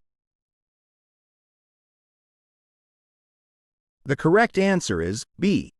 The exclusion period for suicide is 1 year from the policy issue date. Most life insurance policies in California exclude coverage for death by suicide within the first 2 years of the policy. This period is designed to reduce the risk of anti-selection, where someone applies for a policy with the intent to die by suicide shortly after to collect the death benefit. After the exclusion period, suicide is generally covered under the policy. Question 108. A health insurance company in California is developing a new group health insurance plan for small businesses. The company wants to ensure compliance with California mandated benefits laws. Which of the following benefits is most likely mandated to be included in all group health insurance plans offered in California? A. Coverage for vision care services. B. Coverage for adult dental services. C. Coverage for infertility treatment. D. Coverage for acupuncture treatments. The correct answer is B. Coverage for adult dental services. California has mandated health insurance benefits laws that apply to group health insurance plans offered to small businesses. One of the mandated benefits is coverage for adult dental services. This includes preventive and diagnostic dental services, as well as some restorative services. While other benefits may be offered, adult dental is typically mandated. Question 109. Ms. Garcia is a California resident considering a long-term care insurance policy. She is concerned about the potential for inflation eroding the value of her benefits over time. Which of the following features is most likely included in some long-term care insurance policies to address inflation concerns? A. Guaranteed insurability benefit, allowing her to purchase additional coverage in the future. B. Waiver of premium benefit that waives premium payments if she needs long-term care services. C. Level benefit option, which provides a fixed dollar amount for covered services. D. Inflation protection benefit, which increases the benefit amount over time. The correct answer is D. Inflation protection benefit, which increases the benefit amount over time. Inflation protection is a valuable feature in long-term care insurance policies. It helps ensure that the benefits keep pace with rising healthcare costs over time. This allows policyholders to maintain their purchasing power and receive adequate care when needed. Question 110. Mr. Khan is a life insurance agent in California who is explaining policy grace periods to a client. He mentions that a grace period allows for a short window to pay a missed premium before the policy lapses. According to California law, what is the minimum grace period required for most life insurance policies? A. 10 days. B. 30 days. C. 60 days. D. 90 days. The correct answer is C. 60 days. California law mandates a minimum grace period of 60 days for most life insurance policies following a missed premium payment. During this grace period, the policy remains in force, allowing the policyholder time to make the payment and avoid a lapse. Question 111. A health insurance company in California is developing a new health insurance plan with a preferred provider organization, PPO, network. The company understands the importance of clear communication regarding network coverage. According to California Department of Insurance regulations, which of the following statements is most accurate regarding disclosure of network information in PPO plans? A. The insurance company must provide a complete list of all in-network providers on the member ID card. B. PPO plans are not required to disclose any details about their in-network provider network. C. The insurance company must offer a user-friendly online tool for members to search for in-network providers. D. California regulations do not mandate any specific requirements for disclosing network information in PPO plans. The correct answer is C. The insurance company must offer a user-friendly online tool for members to search for in-network providers. California Department of Insurance regulations require health insurance companies to provide clear and accessible information about their network of providers. This includes offering user-friendly online tools for PPO members to search for in-network providers by location, specialty, and other relevant criteria. This transparency helps members make informed decisions about their healthcare and potentially save money by utilizing in-network providers. Question 112. Ms. Hernandez is a California resident considering a critical illness insurance policy. This type of policy pays a benefit if the policyholder is diagnosed with a covered critical illness. According to California Department of Insurance regulations, what is a requirement for critical illness insurance policies in California? A. The policy must cover all major illnesses, regardless of their severity. B. The policy must define covered critical illnesses in a clear and concise manner.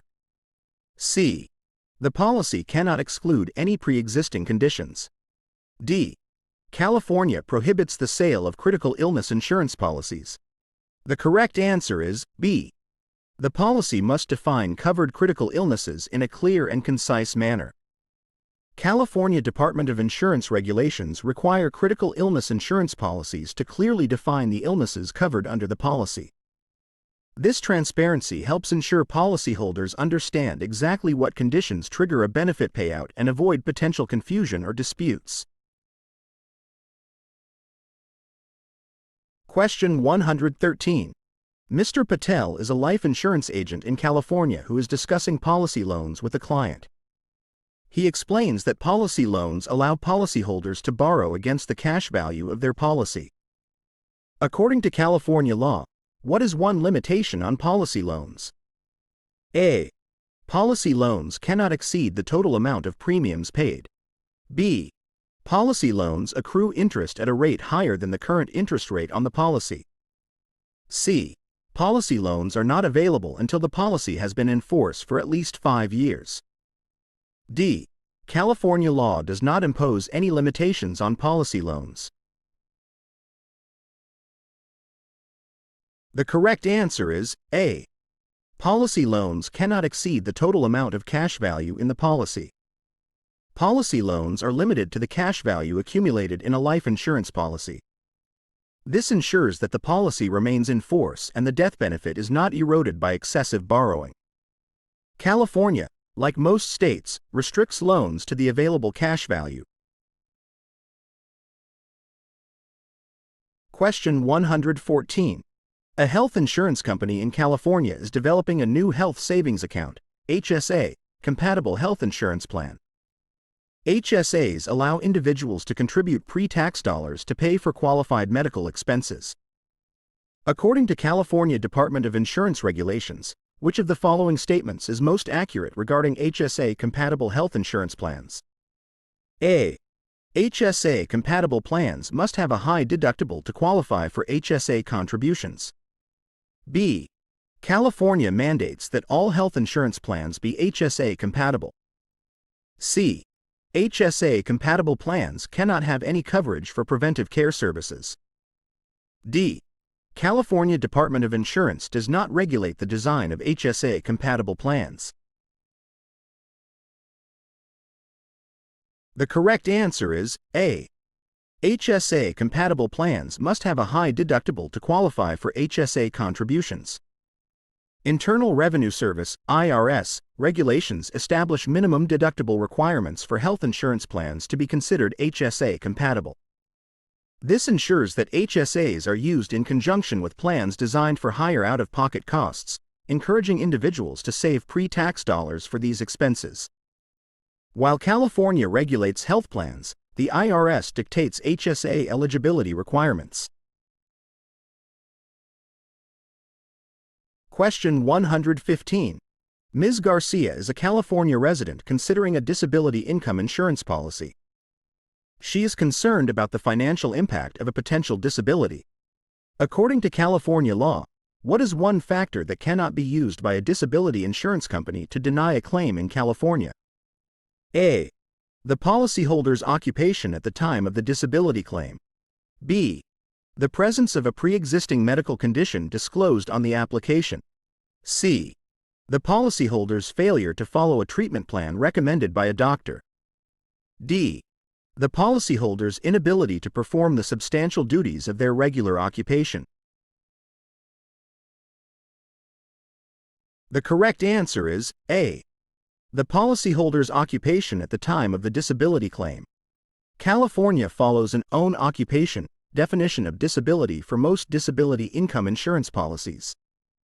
This means that the insurance company cannot deny a claim based solely on the fact that the policyholder can perform the duties of a different occupation. The focus is on whether they can perform their specific job duties due to the disability. Question 116. Mr. Khan is a life insurance agent in California who is explaining replacement rules to a client considering a new policy. According to California Department of Insurance regulations, which of the following actions would least likely trigger replacement rules? A. Recommending a new policy with a guaranteed insurability rider to allow for additional coverage in the future. B. Encouraging a client to surrender their existing policy and use the cash value to pay the premium for a new policy. C.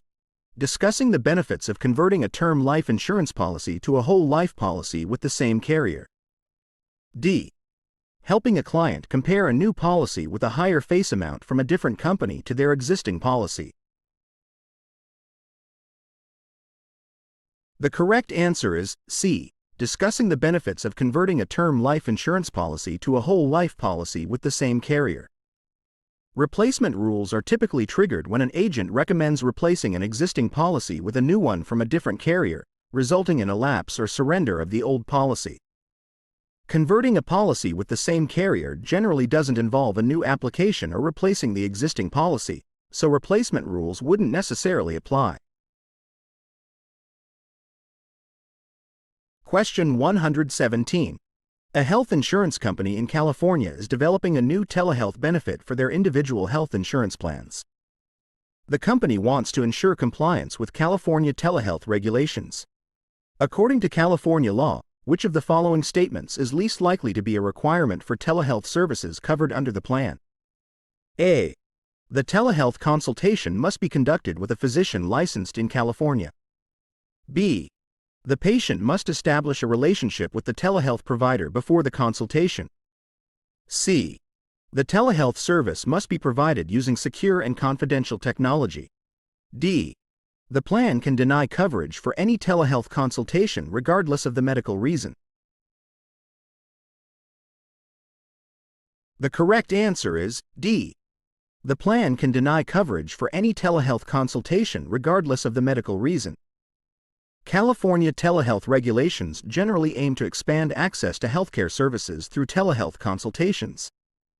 While some plans may have limitations or require prior authorization for certain services, they cannot arbitrarily deny coverage for all telehealth consultations. The other options listed are more likely to be requirements under California regulations.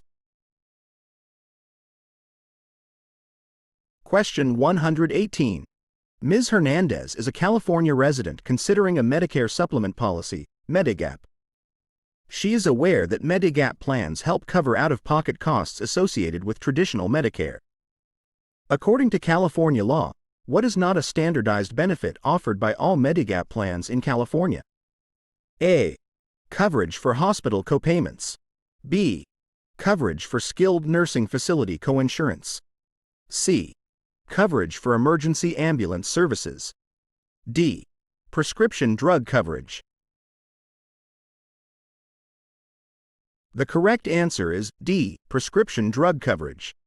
Medicare supplement plans, Medigap, in California are standardized into 10 plan types: A, B, C, D, F, G, K, L, M, and N. Each plan offers a specific set of standardized benefits to help cover out-of-pocket costs associated with original Medicare, Parts A and B. Prescription drug coverage is not included in the standardized Medigap plan benefits. Separate Medicare Part D plans are available for prescription drug coverage. Question 119. Mr. Patel is a life insurance agent in California who is discussing policy reinstatement with a client. Their policy lapsed due to non-payment of premium. According to California law, what is one factor that may impact the ability to reinstate a lapsed life insurance policy? A. The amount of time that has passed since the policy lapsed. B. The reason for the lapse, e.g., non-payment of premium. C. The age of the insured at the time of reinstatement. D. All of the above factors may impact the ability to reinstate a lapsed policy. The correct answer is D. All of the above factors may impact the ability to reinstate a lapsed policy. An insurance company's requirements for reinstating a lapsed life insurance policy can vary depending on several factors. These factors may include time since lapse. Generally, the longer the lapse, the more difficult it may be to reinstate. Reason for lapse. A lapse due to non-payment of premium may be easier to reinstate compared to a lapse due to fraud. Insured's health. The insured's health at the time of reinstatement may require new medical evidence or affect the reinstatement premium. Company policy. Each insurance company may have its own specific guidelines for reinstatement. Question 120. A health insurance company in California is developing a new vision insurance plan. The company understands the importance of clear communication regarding covered services. According to California Department of Insurance regulations, which of the following statements is most accurate regarding disclosure of covered services in vision insurance plans? A. The insurance company must provide a detailed list of all covered vision services in the policy documents. B. Vision insurance plans are not required to disclose any details about covered services. C. The insurance company can limit the disclosure of covered services to a general description of benefits. D. California regulations do not mandate any specific requirements for disclosing covered services in vision plans. The correct answer is A. The insurance company must provide a detailed list of all covered vision services in the policy documents. California Department of Insurance regulations require transparency in health insurance plans, including vision insurance. This includes providing a detailed list of covered services in the policy documents. This allows policyholders to clearly understand what vision care services are covered under their plan.